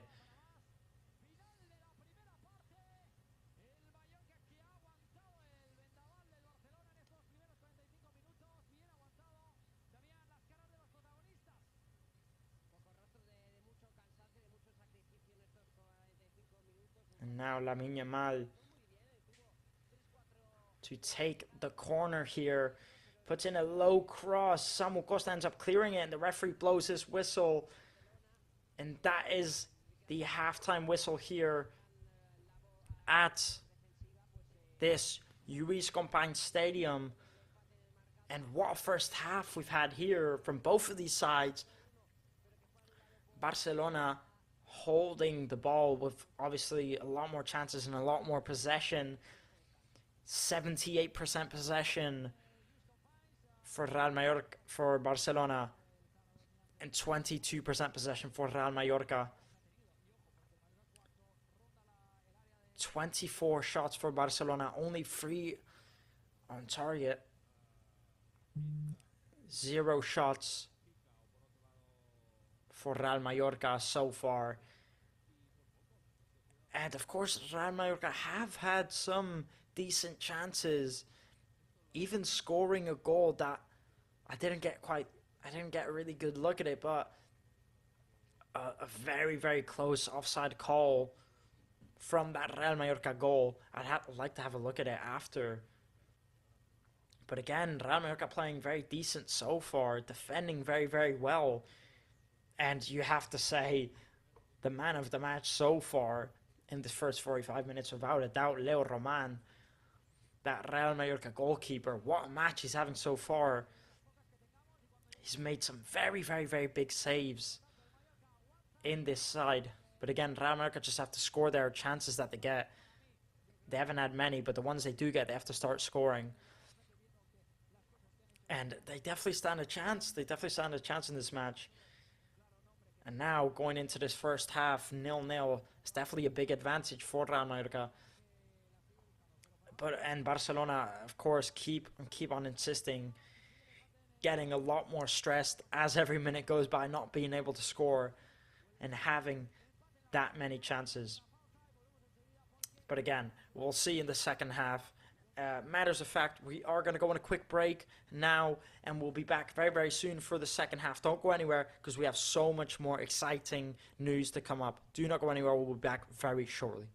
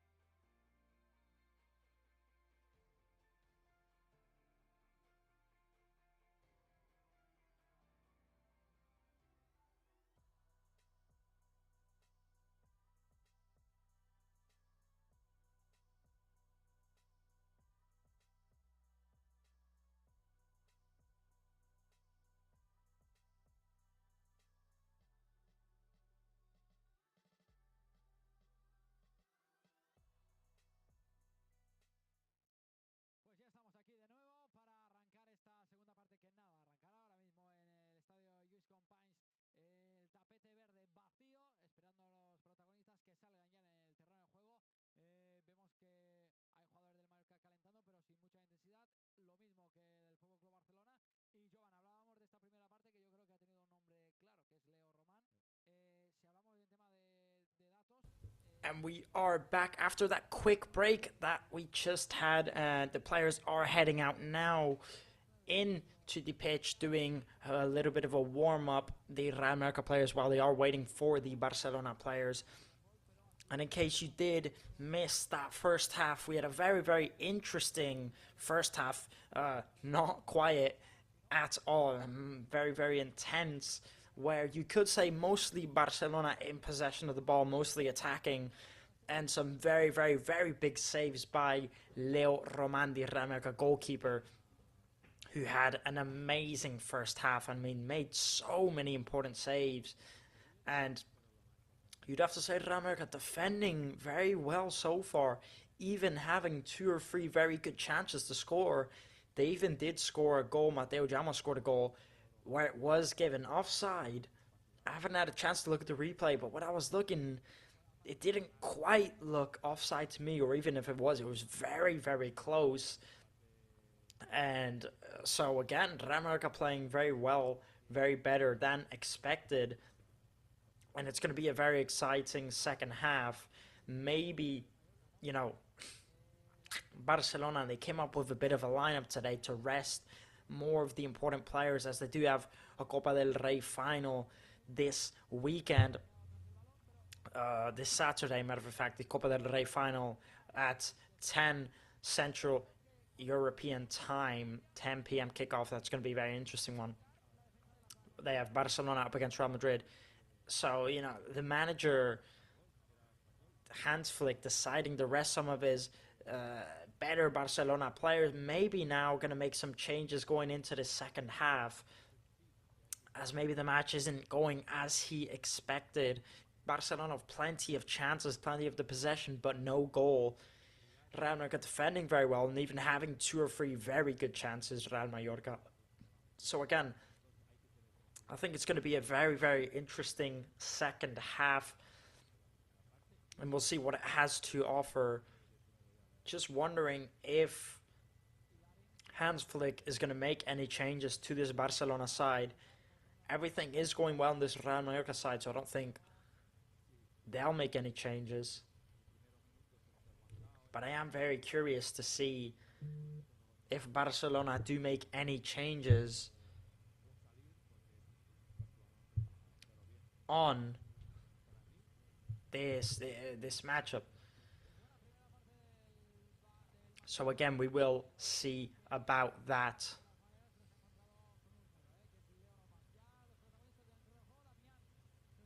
So again, we just have the players walking out of the tunnel here now.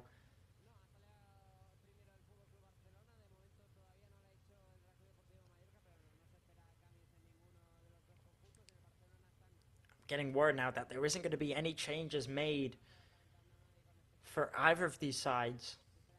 I didn't expect a change for Real Mallorca, but I did expect maybe a change for Barcelona.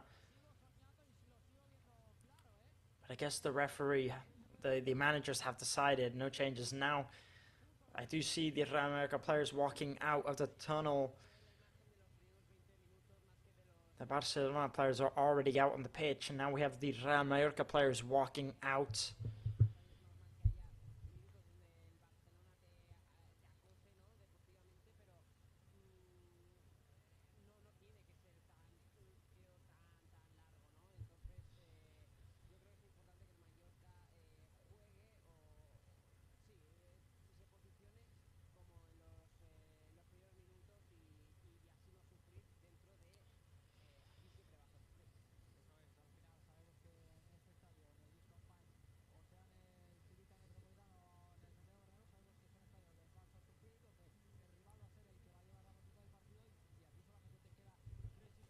But now we have the players walking out of the tunnel here.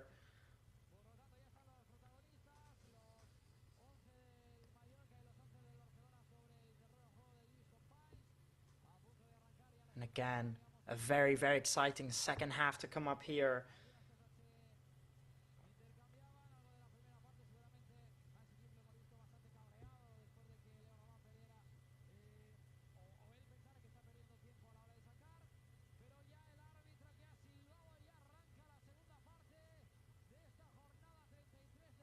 And now we do have this match about to kick off any second now.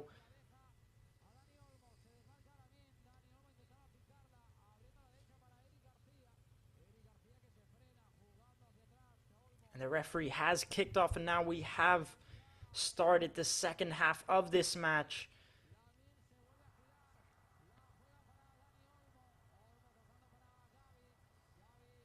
Now Gavi taking it forward into Ferran Torres. It's Dani Olmo who's taking it forward here, trying to play it through. Eric Garcia here now plays it back to Dani Olmo. Ferran Torres into Lamine Yamal. Lamine Yamal back to Dani Olmo, into Gavi. Back to Eric Garcia. He tries putting in the low cross here. And getting the shot off here, Dani Olmo. But Barcelona score the first goal of the match here. And it's Dani Olmo.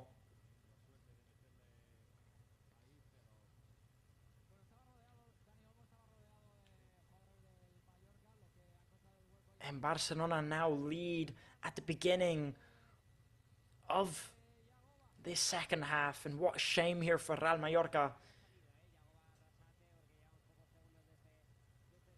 They've been defending so well this whole first half. And now they've conceded this goal. Copete just can't get his foot on it. He just stretches out his leg. And it's such a shame, because so much work in that first half for Real Mallorca. So it's such a shame to give away this goal here now. But again, they just have to keep their heads up and keep on pushing.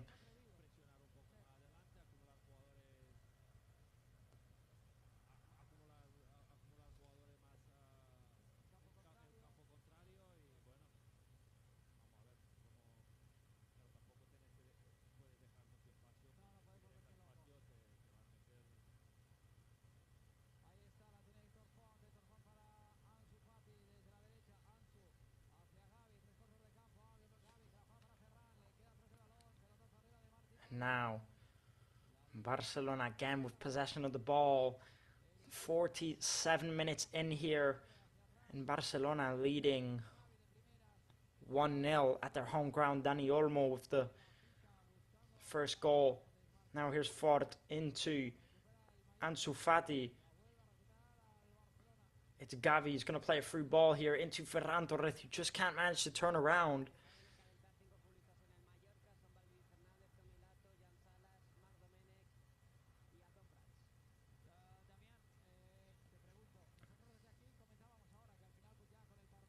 Now here's Gavi trying to play a free ball into Ansu Fati. Copete was there to deal with the danger. Now here's Pedri back to Gavi. Gavi into Dani Olmo.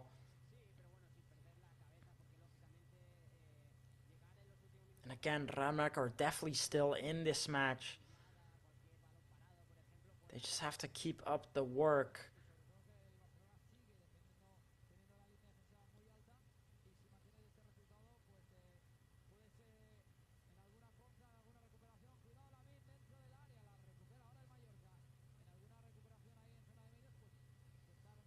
And now, Pedri taking it forward. Here's Gavi. Out to Lamine Yamal. Lamine Yamal playing it back.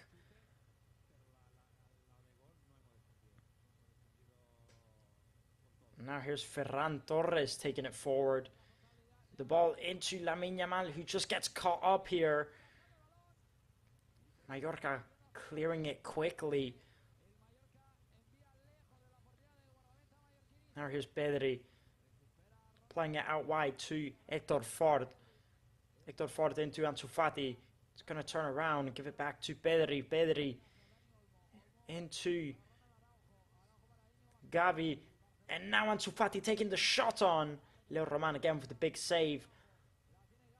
Real Mallorca clearing the ball up forward. Guy Laddin can't get there. It's Araujo now. Into Pedri. Now here's Dani Olmo. Araujo playing it back. Now here's Hector Ford. Plays into Gavi. Gavi. Back to Pedri. And now out wide to Lamine Yamal. Tries trying to through ball into Ferran. But it just looks like he slips there.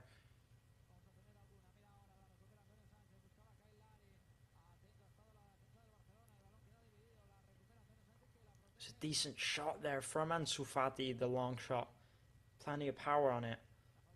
Now here's Leo Roman, who clears it up.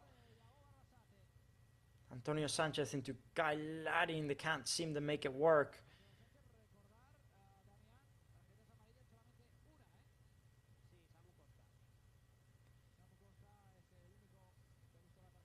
Jacob Arrasate not happy with the referee so far. Antonio Sanchez does get the free kick for this Real Mallorca side.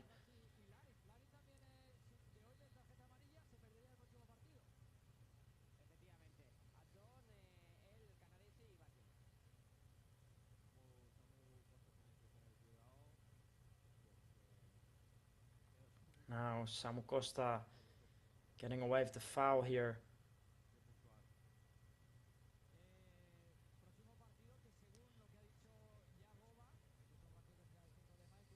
Now Lamine Yamal trying to play a through ball.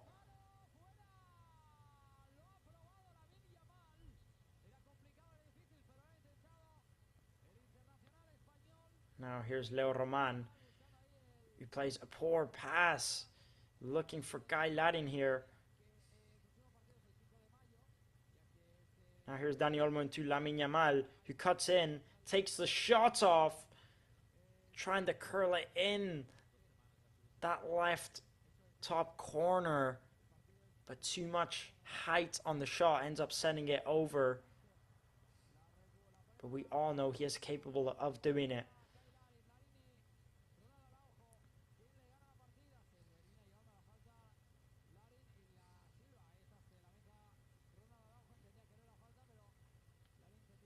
Now here's Leo Roman. Samu Costa playing it up into Antonio Sanchez, who plays into Mojica. Now Mojica trying to play a through ball into Guy Laddin. It's Guy Laddin versus Araujo. He gets taken down here. The referee gives a free kick here for Real Mallorca.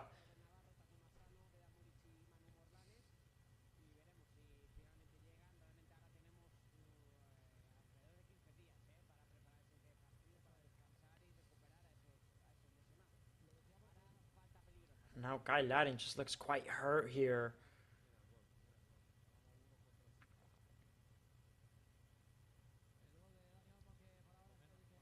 Hopefully he is okay, Guy Laddin.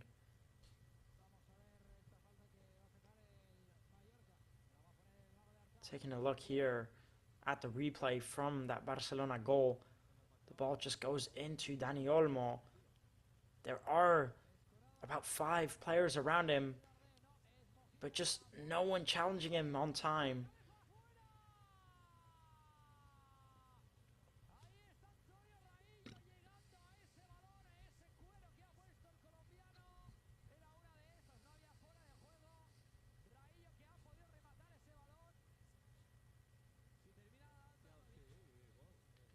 And now Real Mallorca to take the free kick here. It's Mojica who puts it into that second cross. Antonio Rayo does get on the edge of it. And another big chance there for Real Mallorca.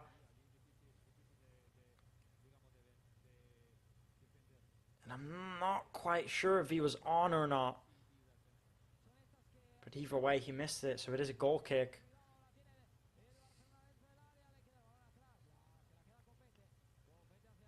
Now here's Gavi taking it forward. Dani Olmo. It's Gavi into Pedri. Back to Gavi, taking it forward. Dani Olmo here. Into Lamine Yamal. Dani Olmo back to Lamine. The ball looking for Ferran Torres. Can't get on the edge of it. Real Mallorca get the counter-attack here now. It's Sergi Darder. Gets taken down here. Referee gives the free kick. Sorry, the referee did not award the free kick. Not quite sure how that's not been awarded. Ansu Fati with a dangerous ball in the box here. And this match, all of a sudden, is just going so fast here now. Now here's Martinez. Trying to play the through ball into Hector Ford. Martin Badgen gets there first and gets the goal kick for his side.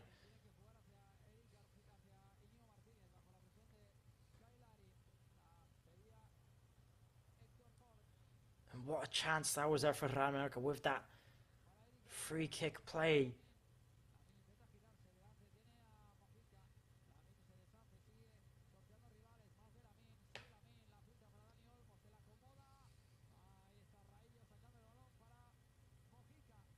And now Barcelona taking the play forward. Switching it all the way to that right-hand side into Marc Garcia, Lamine Yamal. Lamine Yamal turning around and beating his man there. How well is he doing now? Into Dani Olmo. He gets the touch, but Antonio Rayo gets there first. Now Mojica trying to play it through into Kai Larin.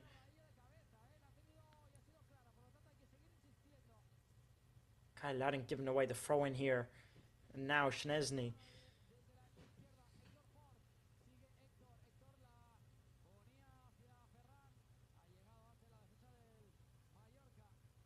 It's Hector Ford now. Playing it back to Martinez. Back to Szczesny. Hector Ford again with the ball. Playing it through into Ferran. Barcelona end up getting the rebound. Hector Ford taking it forward. Trying to play it through into Ansu Fati. But they can't make it work. And now Real Mallorca clearing the ball.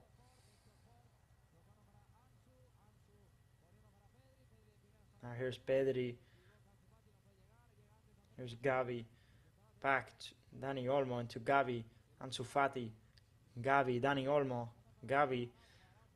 Ansu Fati. Gavi, Dani Olmo. None of these players wanting to take it forward. Just passing it in between them three. And now finally the switch out to the right. It's Hector Ford. Into Ansu Fati. Out to Pedri. Trying to play it back to Ansu Fati. It's a poor pass. And now Antonio Sanchez trying to take it forward. Pedri beating him.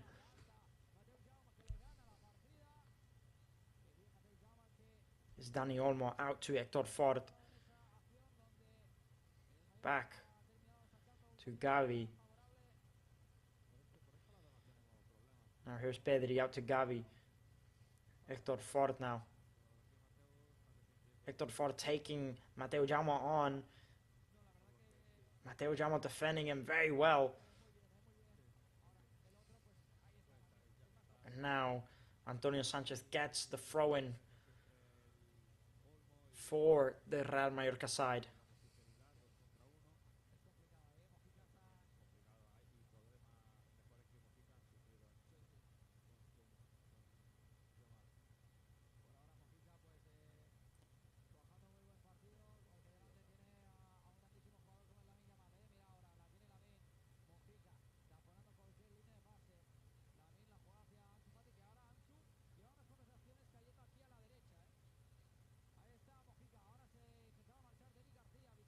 Now here's Martinez playing it into Ansu Fati, who's going to take it forward.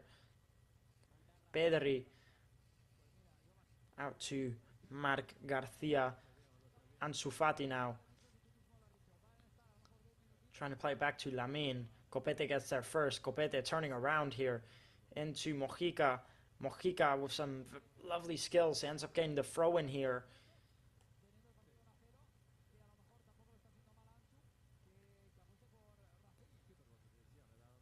Now Mojica going to take the throw in for his side here.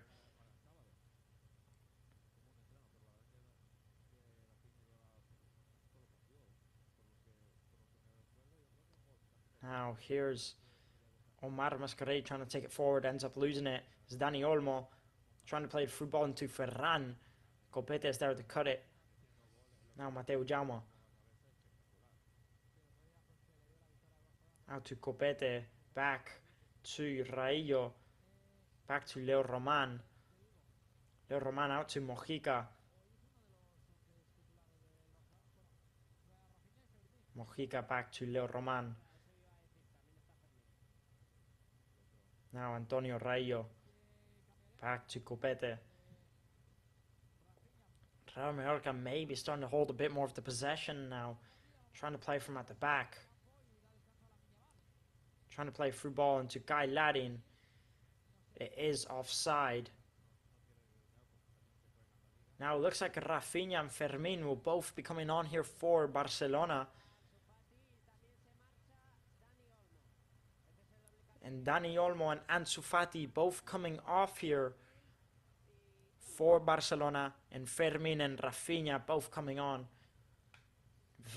Both of them very dangerous players here for this Barcelona side, of course.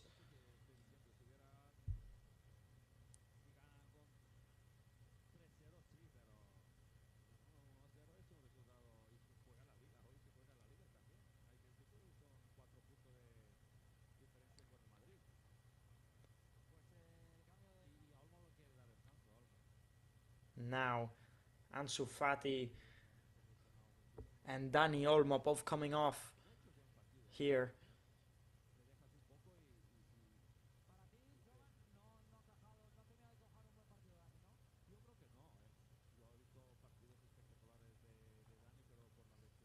Now Dani Olmo with the only goal of the match so far.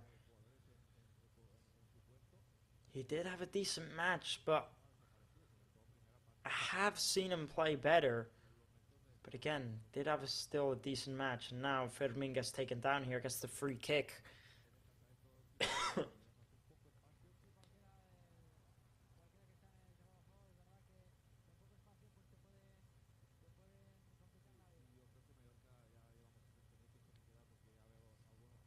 And now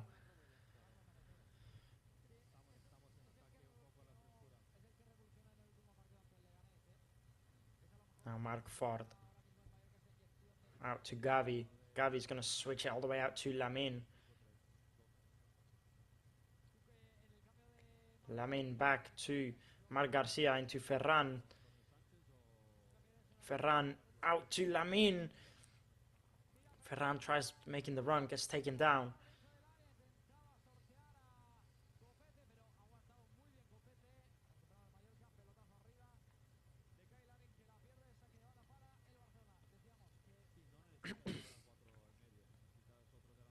And now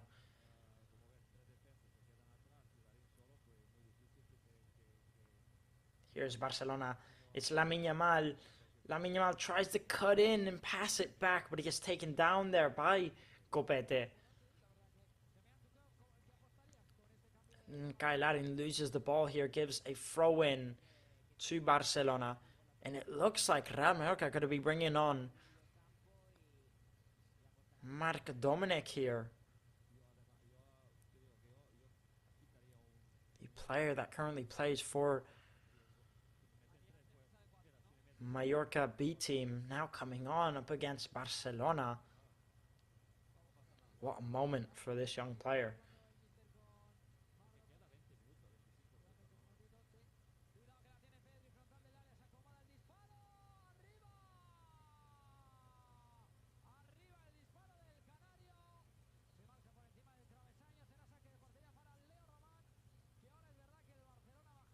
Now Real Mallorca taking the throw in here. Mateu Jaume trying to play it through. Can't find Guy Larin. It's Pedri. Pedri's taking it forward himself. All the way. Trying to take the shot off here, Pedri. But he sends it out wide.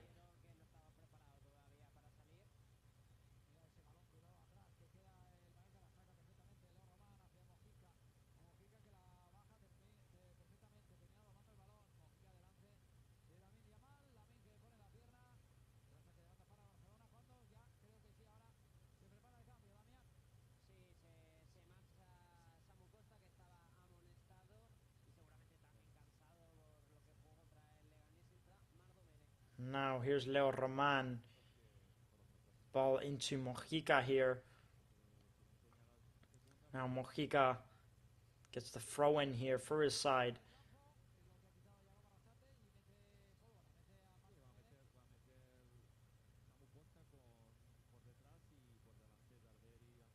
And now Marc Dominic comes on here for this Real Mallorca side, and Samu Costa comes off.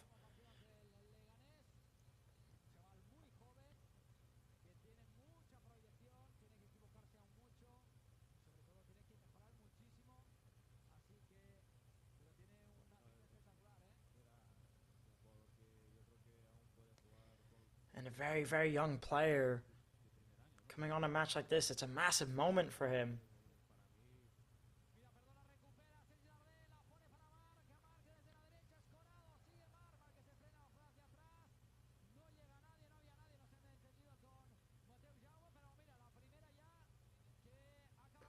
And now Mojica to take the throw in here for Real Mallorca.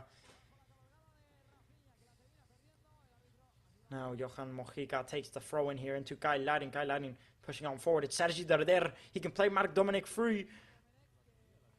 Marc Dominic just trying to play it out to Mateu Jaume. They can't reach her. And now here's Rafinha taking it forward here. Rafinha gets taken down. Referee gives the free kick here for Barcelona.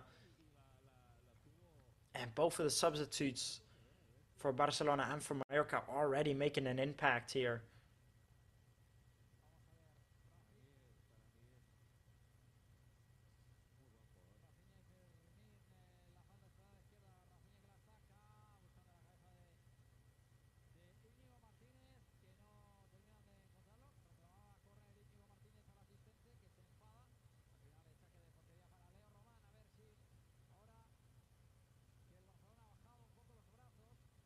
Now Rafinha will take the free kick here. Puts it into that second post. Martinez gets his head on it. And there's going to be a goal kick here.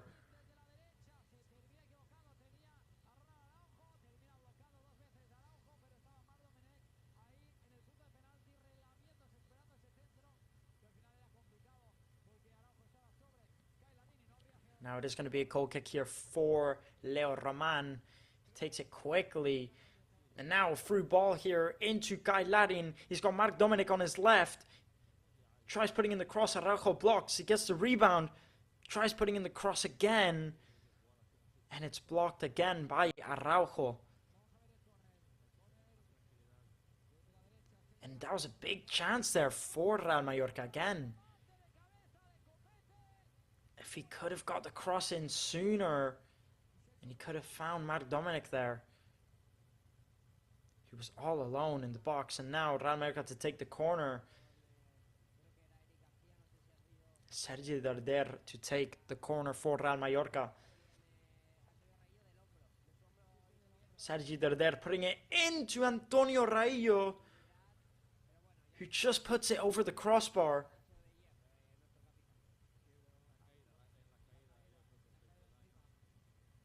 And it just looks like he fell on his shoulder here.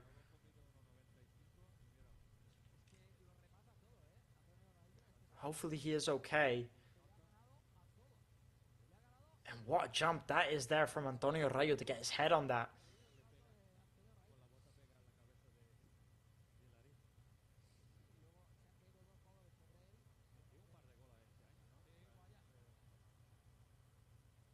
And almost putting that in the back of the net here, Real Mallorca.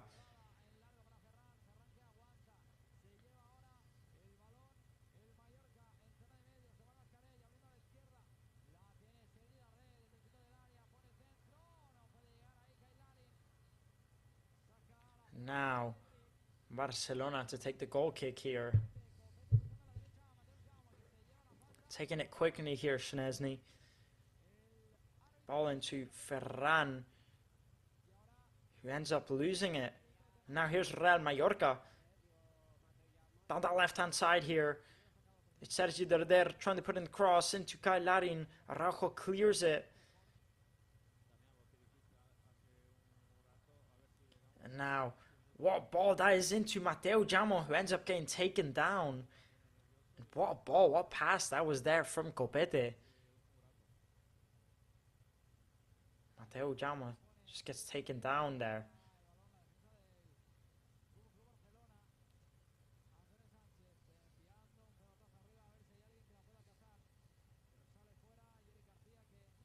Now, Real Mallorca to take the free kick in that Barcelona half. Sergi Darder here, putting in a poor cross. Now Barcelona clear it. Antonio Sanchez giving away the throw-in. Now here's Gavi. Gavi into Marc Garcia. Araujo. Back to Szczesny. Mateo Jamo pressing here. Now here's Lamine Yamal. Copete defending very well. Now Antonio Sanchez doing so well to turn around there. Plays the through ball into Guy Larin. Guy Larin playing a lovely through ball into Marc Dominic. Now here's Marc Dominic on the right hand side. Puts in the cross into that second post. Guy Larin gets his head on it. And again it just goes over the crossbar. And another big chance for Real Mallorca. And what ball that was there from Guy Larin to Marc Dominic. And what cross that is there from Marc Dominic, putting it right on the head of Guy Larin. But he just has to be getting that on target.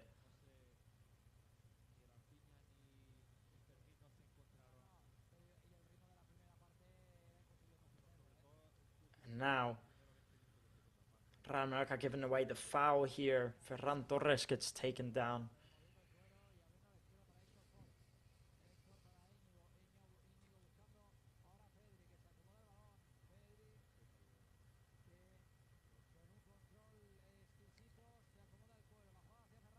Now here's Pedri. Pedri playing it into Martinez. Back to Pedri, back to Martinez. Here's Ford.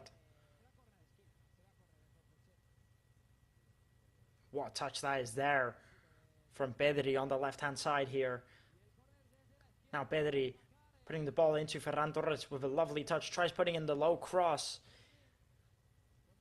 And now it is going to be a corner here for Barcelona. What a touch from Pedri there.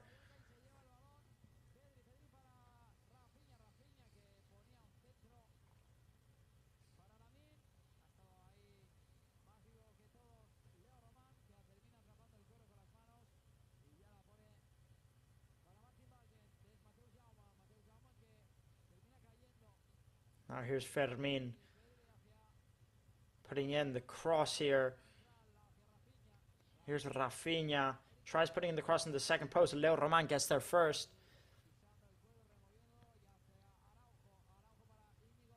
And now Leo Roman here. Here's Mateo Jaume, who trips as he was taking it forward. Now here's Gavi.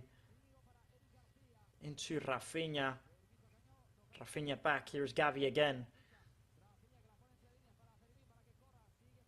Gavi into Araujo. Martinez. Into Ford. Lamine Yamal losing the ball here. Antonio Sanchez. Marc Dominic pressing to get the ball. They can't get it.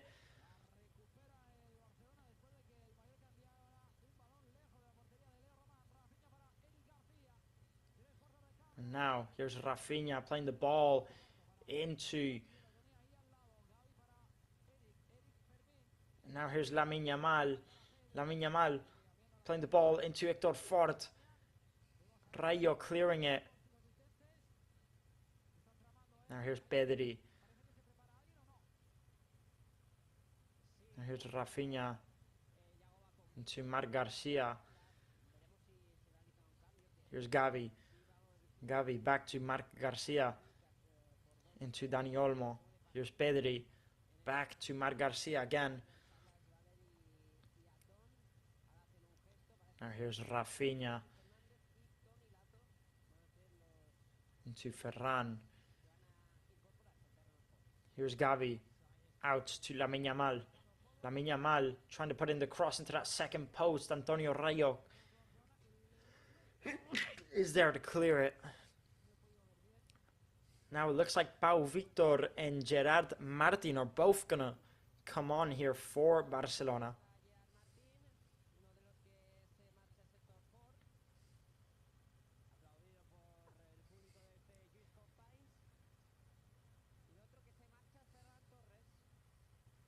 Now Ferran Torres and Héctor Fort are both going to be coming off here for Barcelona.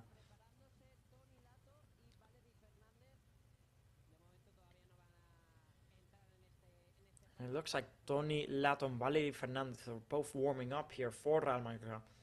But at the minute, Pau Victor and Gerard Martin both coming on for Héctor Fort and Ferran Torres.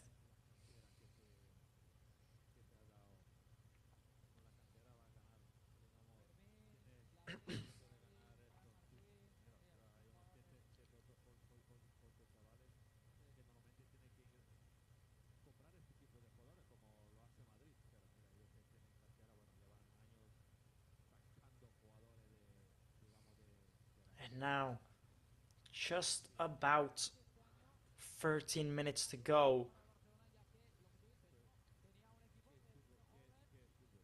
And Real Mallorca have had the chance to equalize, and they definitely still can.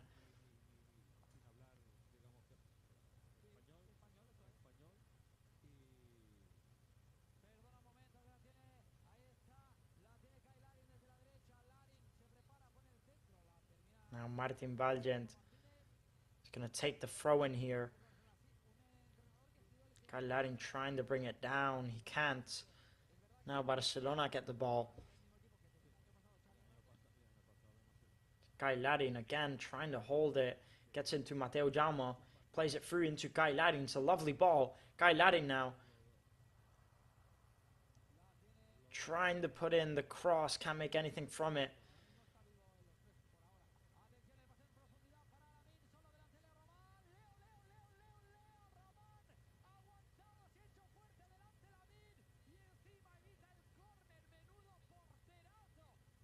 And now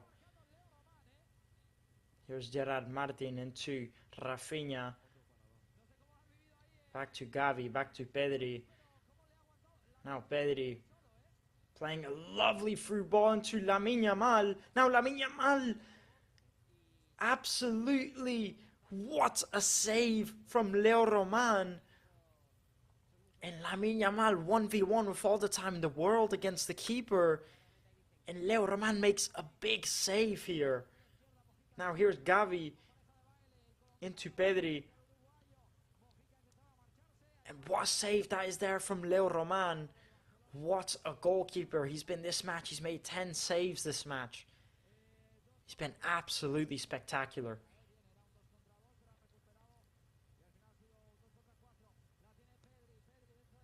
Now here's Mojica. Mojica doing very well to dribble past his man. Ends up getting taken down here. Now here's Lamine Yamal. Picks up the rebound here. It's a 2 versus 4. Now it's a 4v4. It's Pedri. Slows it down. Plays it out wide. Gerard Martin takes the shot off. It's blocked here. Now here's Larin. Tries playing it into Mojica. It's a poor pass. Now here's Gavi into Pedri. Pedri out to Martinez. Now here's Rafinha. Out to Gerard Martin, who plays it out wide. It's Gerard Martin now. And now Martinez. Barcelona kick the ball out of play as there is a player on the ground here. It's Rafinha. Just looks like he's holding his nose.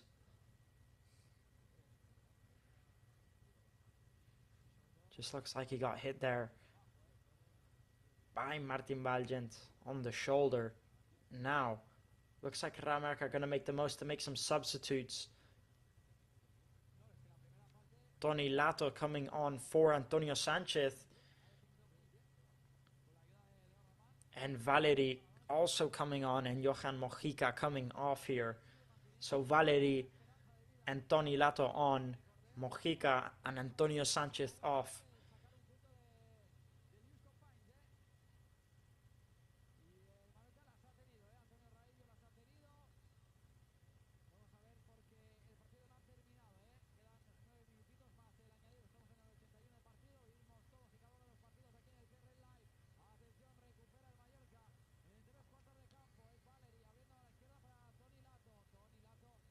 And now Barcelona restart the play.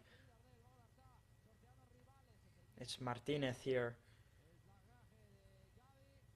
Martinez into Pedri. Pedri trying to play into Rafinha. It's a poor pass. And now here's Toni Lato on the left-hand side. He plays it back into Martin Balgent. Sergi Darder now dribbling past many players and gets the foul here. It's a lovely play from Sergi Darder.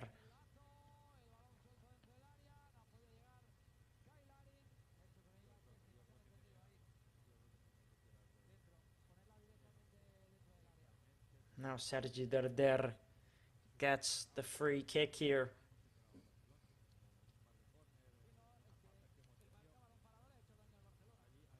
They play it in short here. Real Mallorca try and line the ball out to Toni Lato. Toni Lato almost playing a free ball there, but they can't make it work.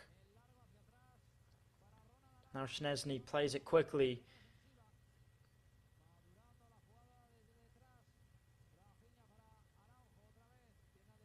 And now Martinez into Gavi.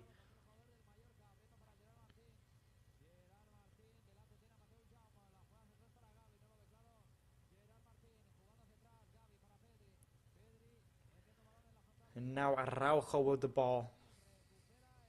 It's Pedri back to Araujo. Rafinha plays it back to Araujo into Pedri. Barcelona not rushing the play here. Gerard Martin on the left-hand side.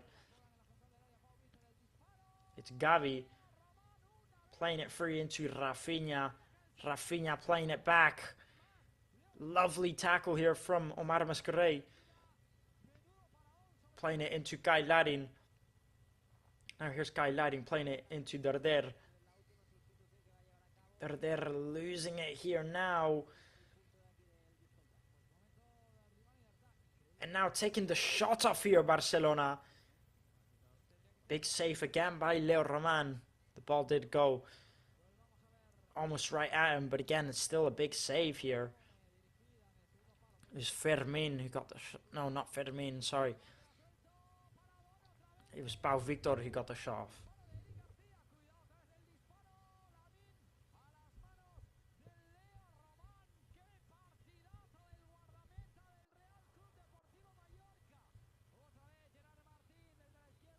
Now looks like Frankie de Jong is going to be coming on for Barcelona. Taking the corner quickly here into that second post. Araujo lays it out. And now the rebound falls right to Barcelona, and Leo Roman with a big save again. Lamine takes the shot off. Falls right into the hands of Leo Roman. And what a save that was then. That was there again by Leo Roman. Now they give the ball right to Gerard Martin. Now it's Fermin on the edge of the box who takes the shot off, and Leo Roman with a big save again. And how many saves has this goalkeeper made today? How many saves has he made? What a match this has been for Leo Roman.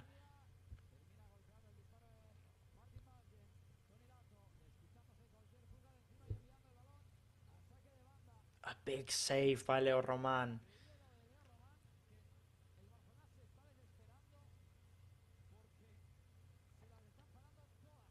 And now taking the corner again, Leo Roman punching it out. Fermin takes the rebound. Blocking the rebound here, Martin Balgent. Tony Lato clearing it.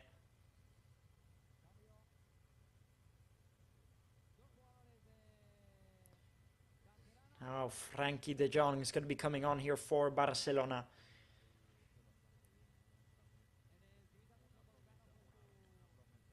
And also Jan Salas and Abdon Prats both coming on here. Guy Ladding comes off.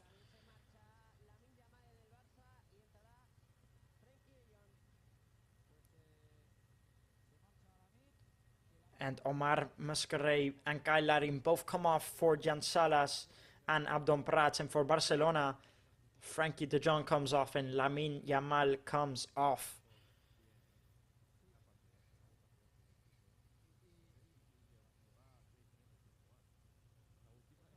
What a match Lamine Yamal has had. But again, he did miss that big chance.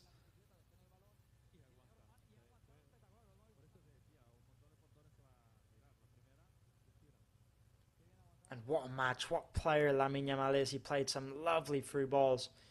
Unfortunately, just couldn't manage to score that 1v1 versus Leo Roman. But who could? Because that keeper is having an amazing match so far.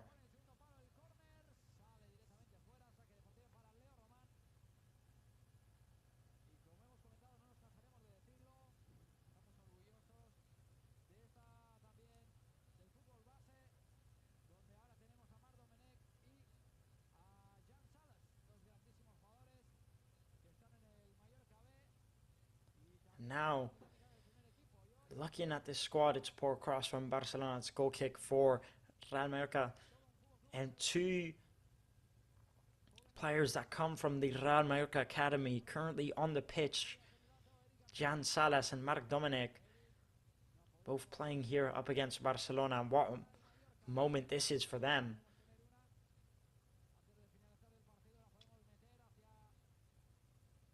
Now Leo Roman takes the goal kick.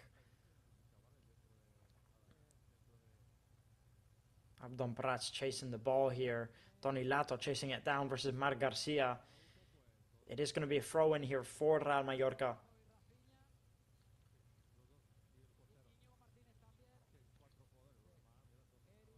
Now, Tony Lato to take the throw in here.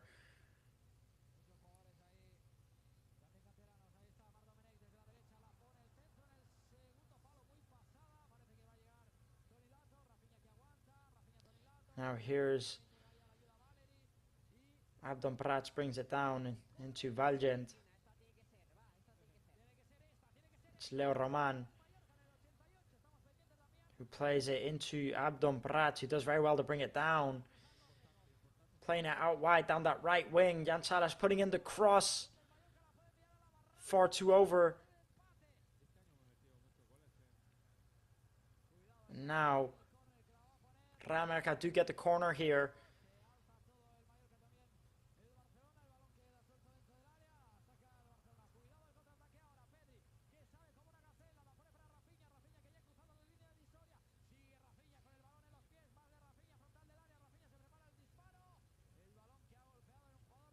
Now Real Mallorca to take the corner here.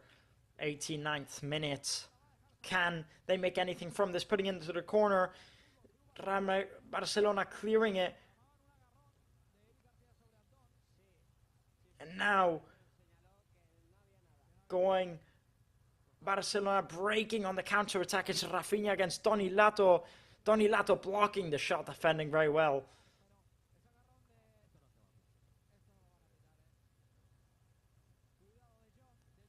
And now Barcelona get the throw in. Abdon Prats just claiming that he got shoved down there by Marc Garcia.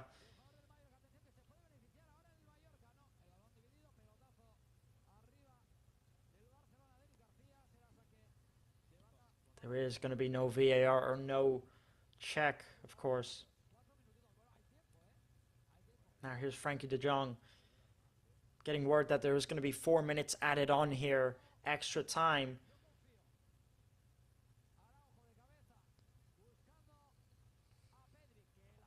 Now Barcelona giving away the throw in here.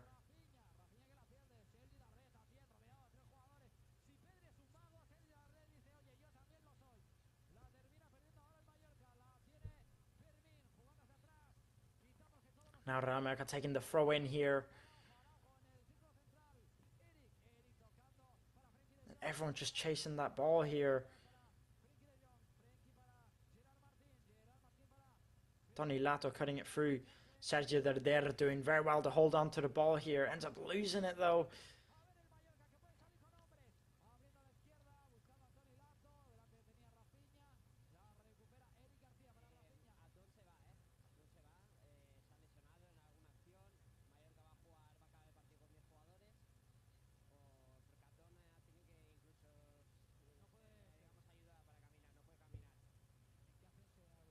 And now, here comes Real Mallorca. Can they break on the counter-attack here? Playing it out, trying to play it to Tony Lato. Rafinha blocks it. And Abdon Prats is injured. And he does have to come off the pitch. And Real Mallorca will finish the match with 10 men. As Abdon Prats has hurt himself, it looks like. Now here's Fermin.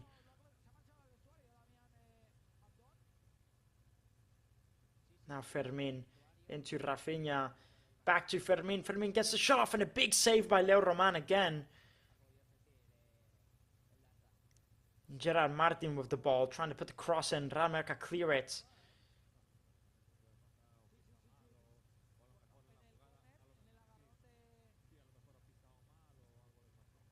And now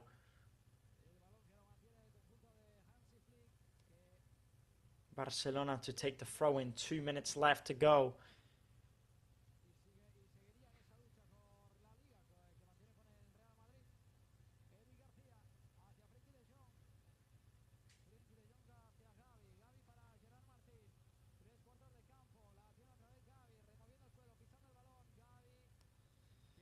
And now Barcelona playing from at the back into Rafinha. It's Rafinha. Plays it back. Now only about 1 minute left to go. Real Mallorca may as well go all out.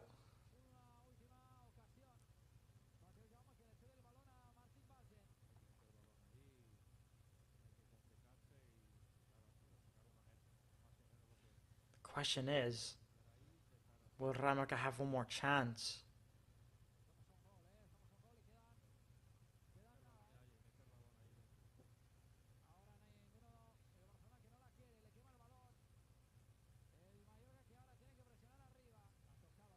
Now Martin Valgen to take the throw in here.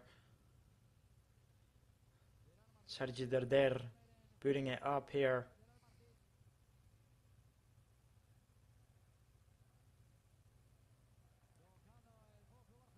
Taking the throw in quickly here. Mallorca can't make it work again.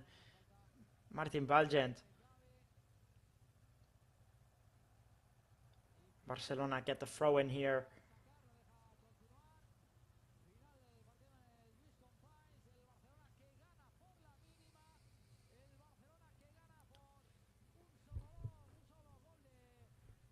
And that is the full-time whistle here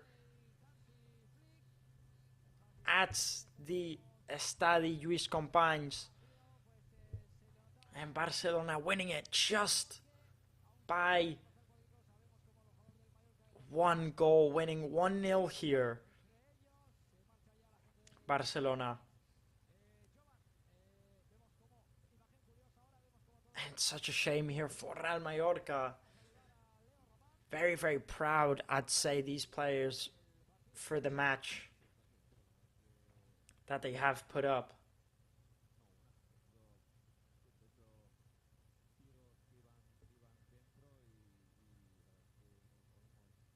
And it's such a shame here, the result here for Real Mallorca, as they defended so well all match. And it's such a shame that Dani Olmo did get the winner for his side. Just by inches, Copete didn't reach to block that shot. But again, what a match that was there for Real Mallorca. And I do have to say, it was very, very impressive And again, I was very, very pleased with this performance from Real Mallorca. They did have 3 or 4 very good chances, which they should be putting away, Real Mallorca. And I could even say if they would have scored them, they could have scored 3 or 4 goals out here today.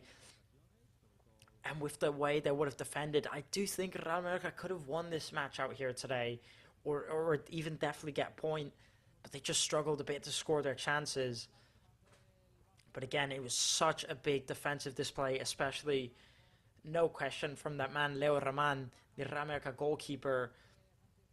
How many saves did that man make out there today? And I mean, what a keeper what game he's had. He made 12 saves in that match and only conceding 1 goal. It's very, very impressive. And of course, Barcelona did have 40 shots in total and only conceding 1 out of those 40. What a match he has had. I mean, he did keep this Real Mallorca side. You know, he did keep them in it pretty much, I'd say. You know, Leo Romani was just so impressive. The amount of saves that keeper made. I don't know if I've ever seen a keeper make that many saves in one match. He definitely deserves all prayers. Not just him, but that whole defense did very, very well to defend all these Barcelona players out here tonight. I do think Guy Larin, you know, it's hard when you're pretty much playing up there on your own, as they had everyone sitting back and then they were just kicking the ball up to him to see if anything can work. It's obviously not easy in a type of match like that for a striker to do anything. But again, I just think he was missing maybe a bit more Guy Larin out there. I think he was missing a bit more energy. And, you know, he was walking a lot. He was complaining quite a bit. I just think if he had that bit more energy out there today, he could have looked a lot better. And I'd say out of everyone in that Mallorca squad, that probably the most disappointing, Guy Larin. But again, in general, all those players, what match they had. And the substitutes, Mark Dominic automatically came on and brought loads of energy, and he was all over the place, going up and attacking. He looked very, very sharp. And not to mention as well, the 1v1, if we are talking about the keeper, you know, Lamine Yamal was one-on-one with the goalkeeper. And when you're one-on-one with one of the best youngsters in the world and you make a save like that, it's very impressive. Now we have the words from Copete.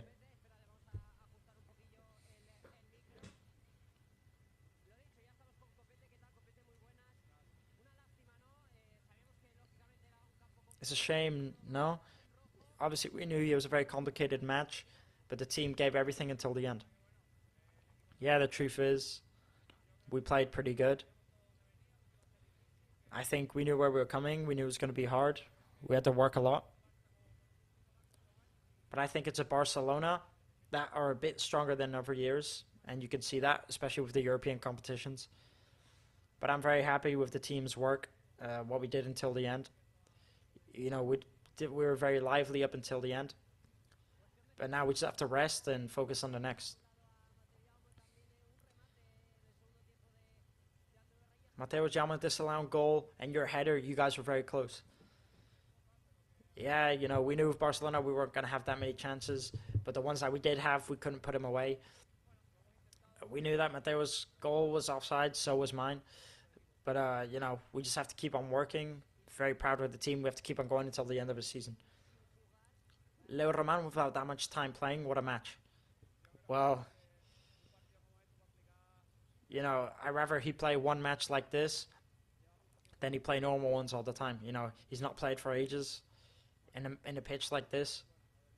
Well, yeah, the level that Leo has, you know, you can see it. I'm a very good friend of End, and I'm very happy for him. Those were the words there from Copete, who, as you can see, you know, from what he was saying in the beginning, a team that really worked hard out there tonight. You know, they knew what they were facing, they knew who they were coming to play against, and yet still they defended up until every last minute. And that's what I really liked about this match. They just didn't give up. They defended every single second. And, again, when you face a team like this, it's never going to be easy. And they knew that they weren't going to have many chances, and the ones that they did get, they have to make the most of. Unfortunately, they couldn't do that here tonight. They were so close, but they just couldn't.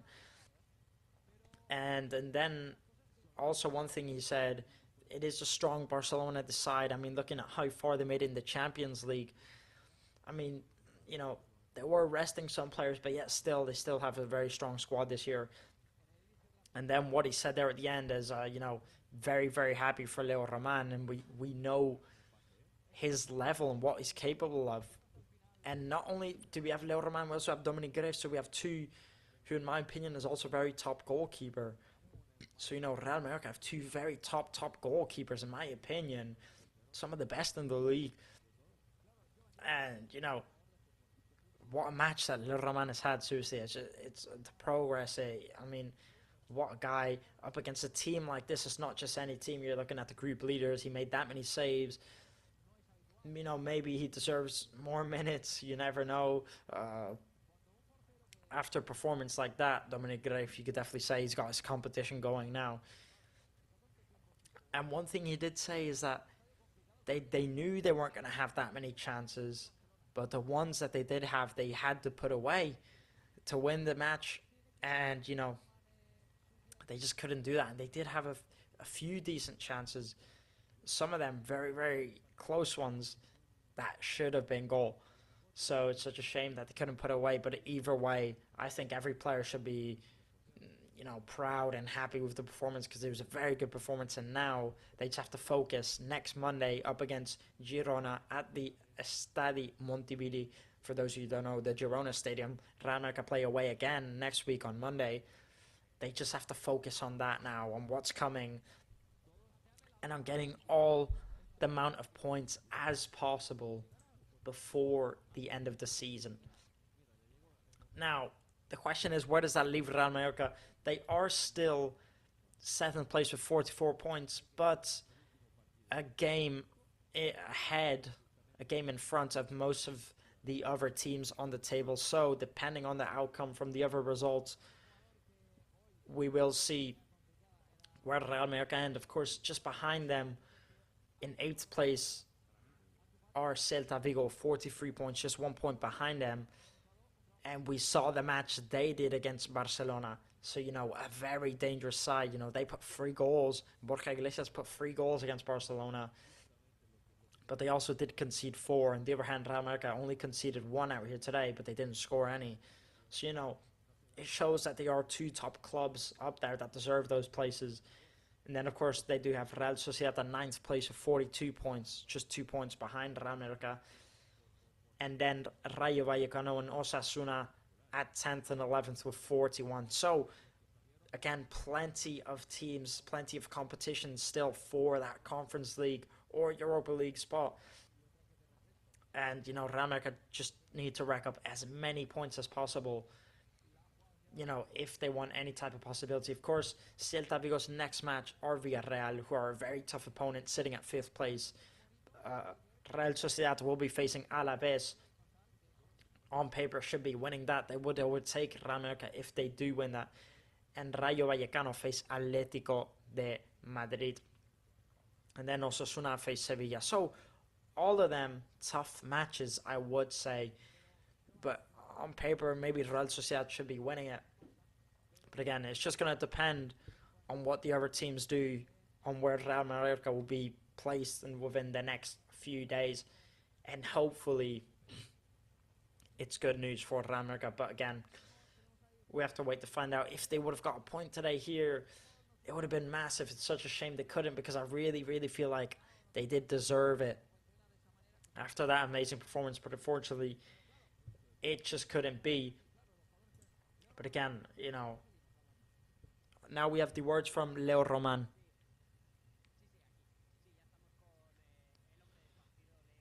We're here with the man of the match, Leo. Congratulations for that. It wasn't easy, no? so much time not playing, and now you play here at a complicated pitch against a team like this, a team that are always shooting.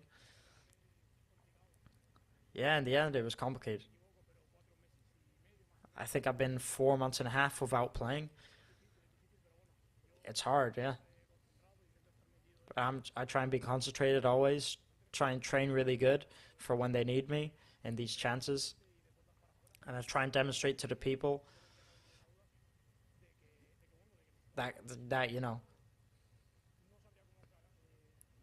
that my situation it's complicated. I don't know how to tell you. Did you just count the saves you made? No. How did you feel at the end of the match with all the people singing your name? Yeah, very good, you know. I'm really happy here at Mallorca. The fans, you know, have always loved me. I've always loved them too. And in the end, you know, it's very special. And I'm really grateful for the fans. And in these moments, they're the bad and the good times. They're always by my side. And I'm really happy for them to support me. It's a shame that the match ended like this, no? In the end, it was a question of just a few centimeters. You know, we had so many chances with the Rayo one and Mateo Llama.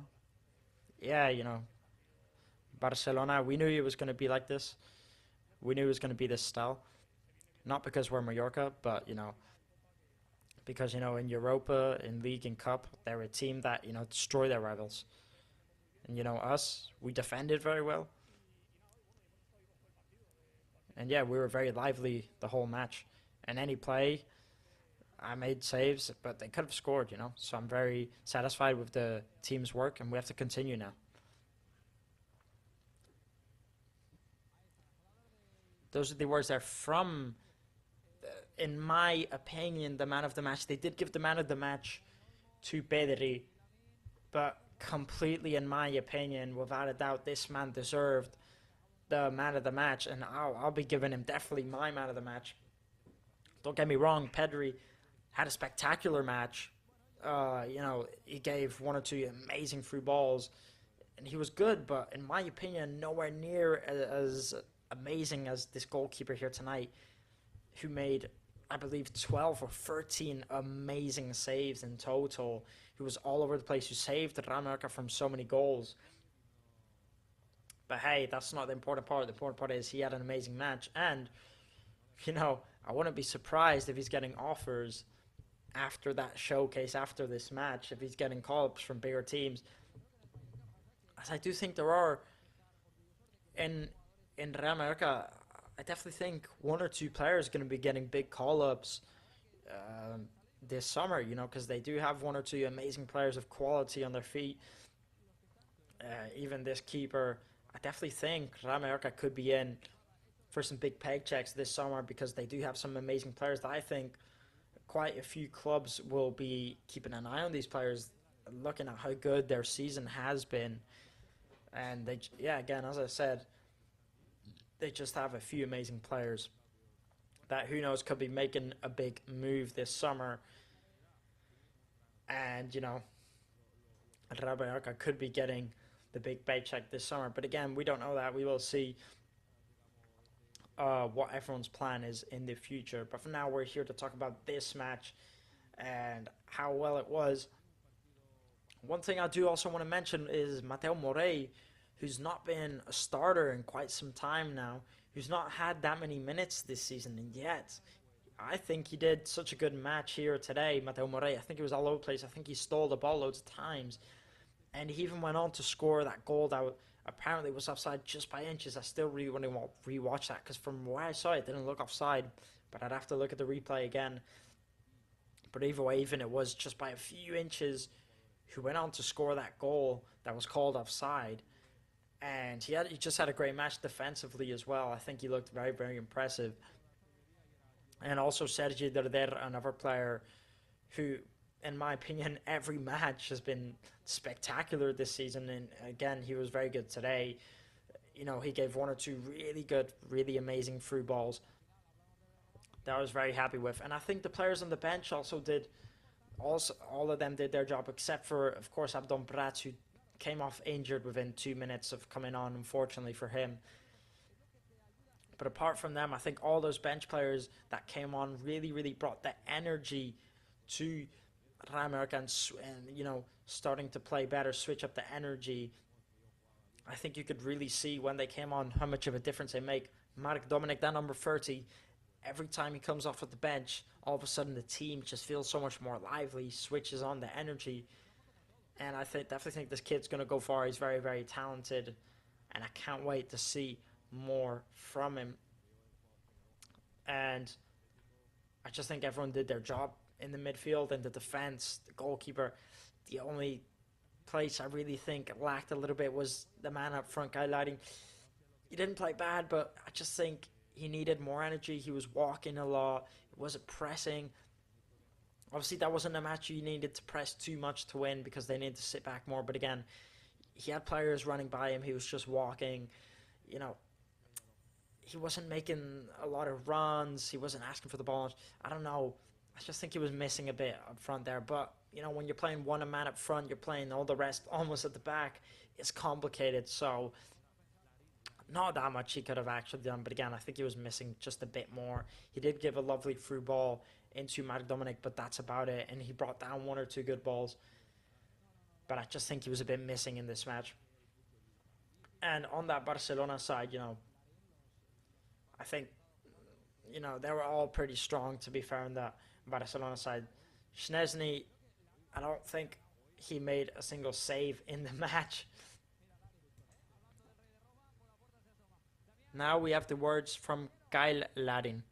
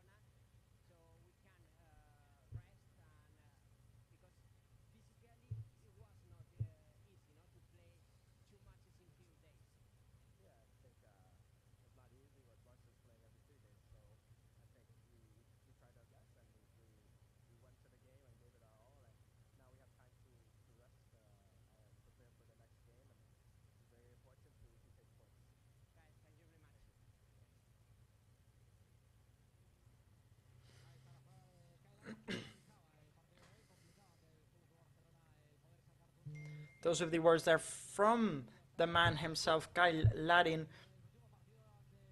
who, as you can see, had, you know, a very, very, very impressive matchup, I would say. You know, as he did say, as the representative said, that he just kind of was up there all alone. He didn't have much help. As he did say, you know, trying to fight for his team, you know, trying to get the goal, trying to help push his team forward. But again, he just was up there, you know, very alone at the end of the day. He didn't have much help. He didn't have many chances. Tried to get the goal. Unfortunately, couldn't. You know, and he did, of course, pay his respects to Dani Olmo. Did say that he is a decent player, that he got the finish off. But mentioned how he wanted to help his team and how all he can do is fight until the end and try and push his team forward. And now we have the words from Jacobo Arrasate, the Real Mallorca manager.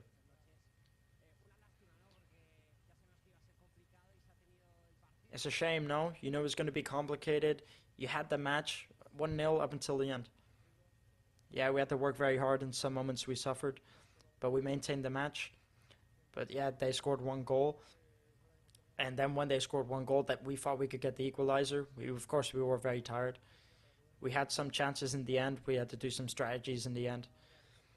It's a shame that the work didn't have the prize that we deserved. But again, we did a big match. Playing at a very complicated pitch. And of course, it is very tiring. You played just a few days ago. Yeah, it's true. But, you know, I think that that's just part of the team, to compete, to fight until the end. We did have 1 or 2 clear chances. But, you know, we just couldn't do what we planned. But we just did what we could. You know, they did get better than us, and we did compete until the end. You know, the offside from Mateo Jaume and the header from Antonio Rayo, you guys were very close. Yeah, especially the offside goal, and then we had 2 chances, one by Antonio Rayo, the header. You know, he still did do a very good match, and it is a shame. Abdon, did you be able to talk to him? It looks like, you know, he's had a bad injury on his knee. We just had to play with 1 less in those moments. So those are the words there from Jacobo Arrasate. Not many words from him here today. But again, you know, a man happy with the result, to be fair, not too disappointed. They did try and go for another game plan. They were very close. They did have 1 or 2 very, very close chances, but they just couldn't convert the chances that they had. They couldn't get the goals that they needed. And again, as he did mention there at the end, Abdon Prats gone out injured. He did break his ligaments on his knee, which unfortunately is a shame. Don't know how long he's going to be gone, and we don't know much information yet, but hopefully he is okay. Of course, there's not long to go until the end of the season, and Real Mallorca already have quite the amount of injuries, and adding another one onto the list isn't what they need, especially when they're fighting now for European football in these chances. So, you know, hopefully it is nothing too serious. But again, if we are talking, you know, injured players that Real Mallorca have, you know, it's quite the list now. You're looking at Robin Navarro, Takuma Sano, Manu Morlanes, Vedan Muriqui, and now Abdon Prats. It's quite the list of players that are missing. And out of all of those, you know, out of all those 6, 7, 5 of them are starting players. So again, it's a big shame for Real Mallorca to be missing those type of players, because what they could do if they had them, they'd have that extra step to be even better. And I think they could go on to win these type of matches. The question is, if Real Mallorca had those players that were out injured or that were suspended today, would have they got the equalizer, or would have they not conceded directly? That's the question that everyone asks, but unfortunately we'll never know.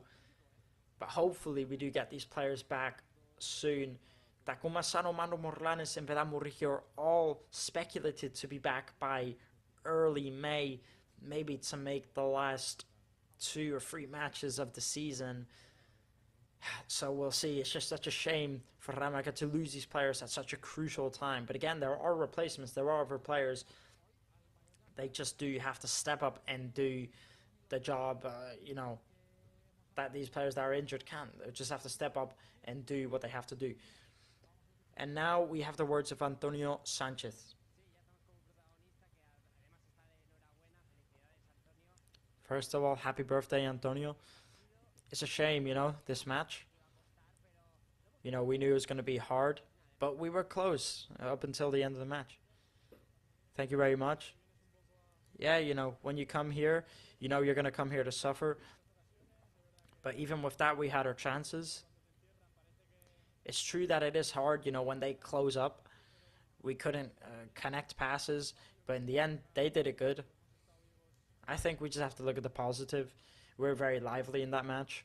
We had our chances. In the end, they had theirs, and they got a goal. They did a very good match. You know, we just have to think about the next one now, replan our ideas. You know, we'll have some people back, and we have to be ready. You know, you guys kept on fighting until the end. And physically, you know, you guys should see where you were sharp. Yeah, you know, I think we're all prepared. We're all prepared for this. We held very good. We ran a lot. And it's true that that's a positive point for the team as well. You know, we really gave our all. The truth is, you know, I'm very happy because we did a very good job. We couldn't get anything from it in the end, unfortunately. And yeah, it's a bit of a shame. Now we have about 15 days to prepare for the next match. Is this good, you know, to clear your head and recover physically? Yeah, we're going to make the most to recover mentally. For the people also that have physical problems, also for the people that were suspended. Now we have to make the most, you know, to rest. Yeah, let's rest, let's disconnect and get ready for the next one because we're still in it. We're still there and we're very happy. Those were the words there from Antonio Sanchez, the Real Mallorca player, who is his birthday. So make sure everyone to go wish him a happy birthday.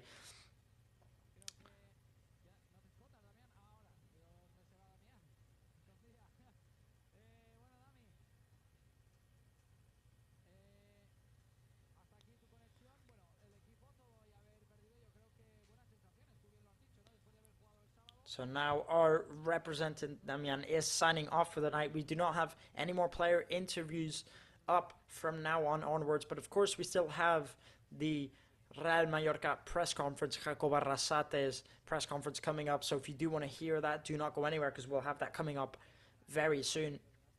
And for you, those of you wondering what Damian are saying is our representative is the same. I think that every, you know, fan, every player is thinking. It was a very good match. We did play very good. We fought until the end. It's a shame we couldn't get anything from it. But again, now we have 15 days to rest, to think about how we can do better and go into the next one even better. And hopefully some players can recover by then.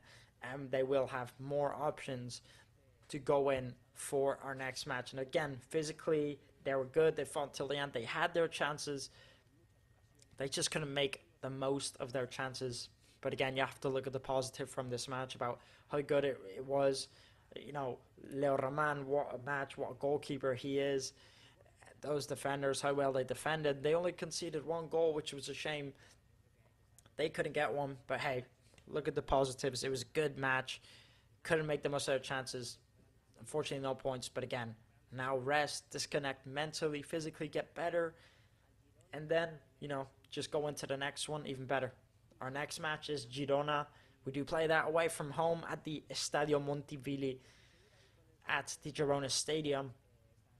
So hopefully Real Mallorca can get a decent result from that matchup.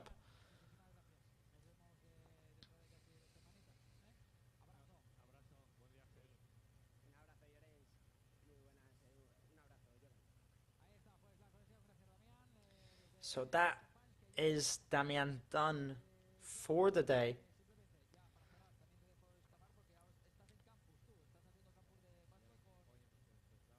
And again, he is signing off now for the day. Of course, we still have the press conference for Jacob Arrasate, the Real Mallorca manager. We still have his press conference coming up. Again, for those of you who wonder what they're talking about, here, Mitrovic, the Real Mallorca legend, has his own campus. And for those of you who want to sign up, you can sign up for that. And you can watch, you can sign up to his academy. He has like an academy, a campus he does every year. For those of you who want to sign up, make sure you go to realmallorca.com. You can find more information about it on there. But again, I'm just waiting to see if we have the press conference for Jacob Arrasate or not. because I'm not quite sure if we're going to have that connection here. We do have it. We will be playing it now. Yeah, very happy for the team. Yeah, it's hard to get points here. We did a very good match. We held up until the end. It's true that Leo helped us a lot. And when you're just one goal away, you always have that possibility to get the equalizer. We were getting tired. But hey, you know, we didn't get it, and we just have to continue now.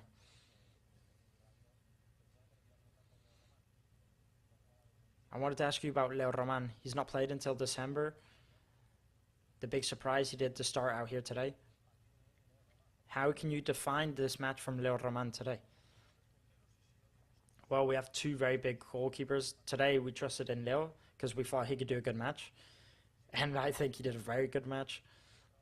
He kept us alive. He had a lot of work. But hey, Leo has that capacity to do that. And I'm very happy for him because I think he deserved it. The plan of the match, you know, it was that, you know, try and get up until the end within a close range. Yeah, the plan of the match, I'd say, is what we did in the first 50 minutes. We defended very well, and then we went down that right wing. But then they got a bit better than us. You have a plan, but sometimes it just doesn't work out. It's true that when you're one goal away, you know, you have the chances like the Rayo, you can get the drop. But in the end, we were very tired.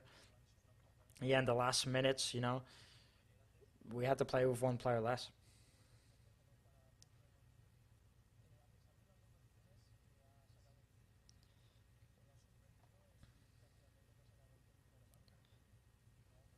Did the Barcelona plan surprise you? No, they played almost like always. You know, they played players like that against teams like this. And in a moment, they were better than us. You know, those little 1-2 plays that they could do that we couldn't get there, that's where we suffered a lot. That's where they created the most chances. And, you know, they also had work to do. But I think we saw Barcelona that's been playing the same all the season with some good players in very good positions.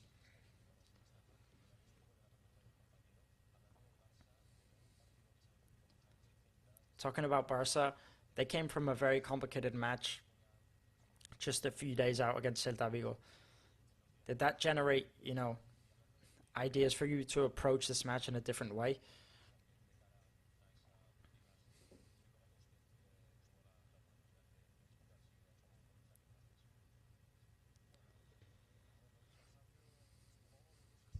You know, about our players, about the players getting tired, you know, they played a few days ago, but so did we.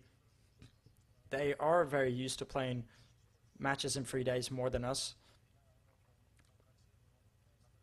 But yeah, you know, it's whatever. You know, the teammates did say happy birthday to me, and I'm very thankful for that.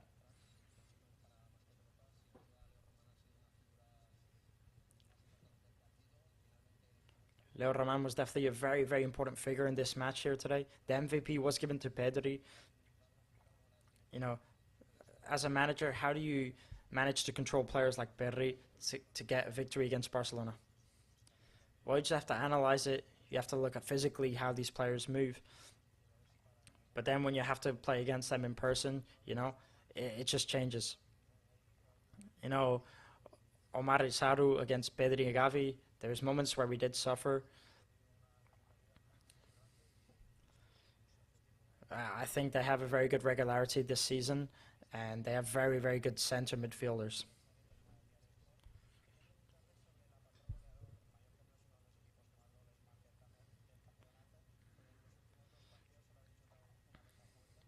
In the last two matches, you've only had one shot on target.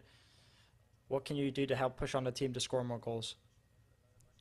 You know, we are struggling to score goals recently, but I mean, Rayo's chance was very, very clear. So it's a shame, but because it didn't go on net, it doesn't count as an occasion. We get plenty of chances down the left and the right-hand wing. We do create the chances, but we don't get the shots on target, so they don't count as shots on target. But yeah, it is true that we have to get better. We have to get more shots on target.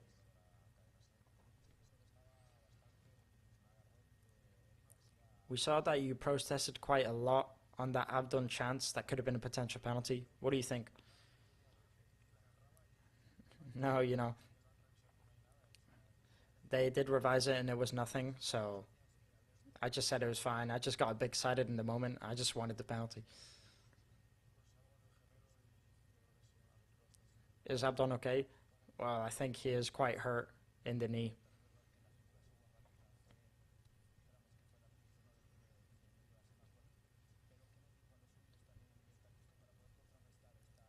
What did you tell your players at a tactical level to hurt them and defend them offensively? Well, it's hard, you know. I had to adjust quite a lot of things in the end. I think we could have gone out a bit more offensively, maybe jumped them, pressured them a bit more, because I did think we had the capacity to press them a bit. But hey, the shame is at the beginning of the second half, we just couldn't do that because they did score in the end.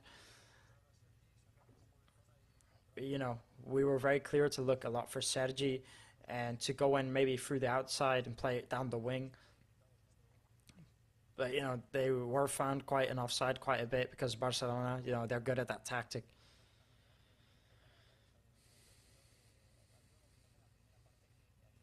There's moments in the first half where there's about 10 players in your own half.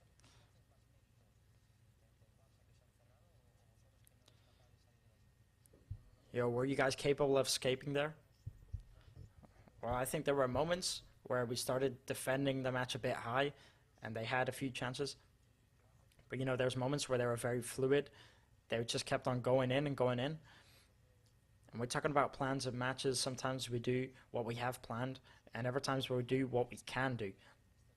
And I just think they were better than us in that.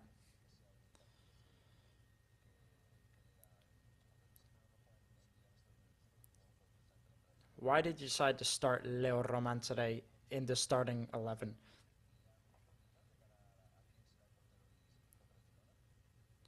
Who's going to be the next goalkeeper against Girona? Well, it's very early because there's about 15 days left before the match, so we'll see. And, well, Dominic had played every single match. You know, this match was just 3 days away, and he was training good, so I just wanted to give him a chance to see what he could do. And, you know, you saw what he did.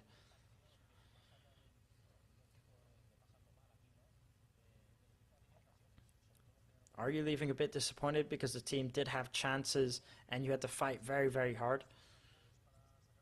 Yeah, because, you know, in these pitches to get a good result, you have to have that efficiency, you know, to score your chances. You know, we did have very good chances, but we didn't define it well. And then when you look at the resume, you'll see that they had way more chances. But in order to get a result, you have to be efficient, and we weren't.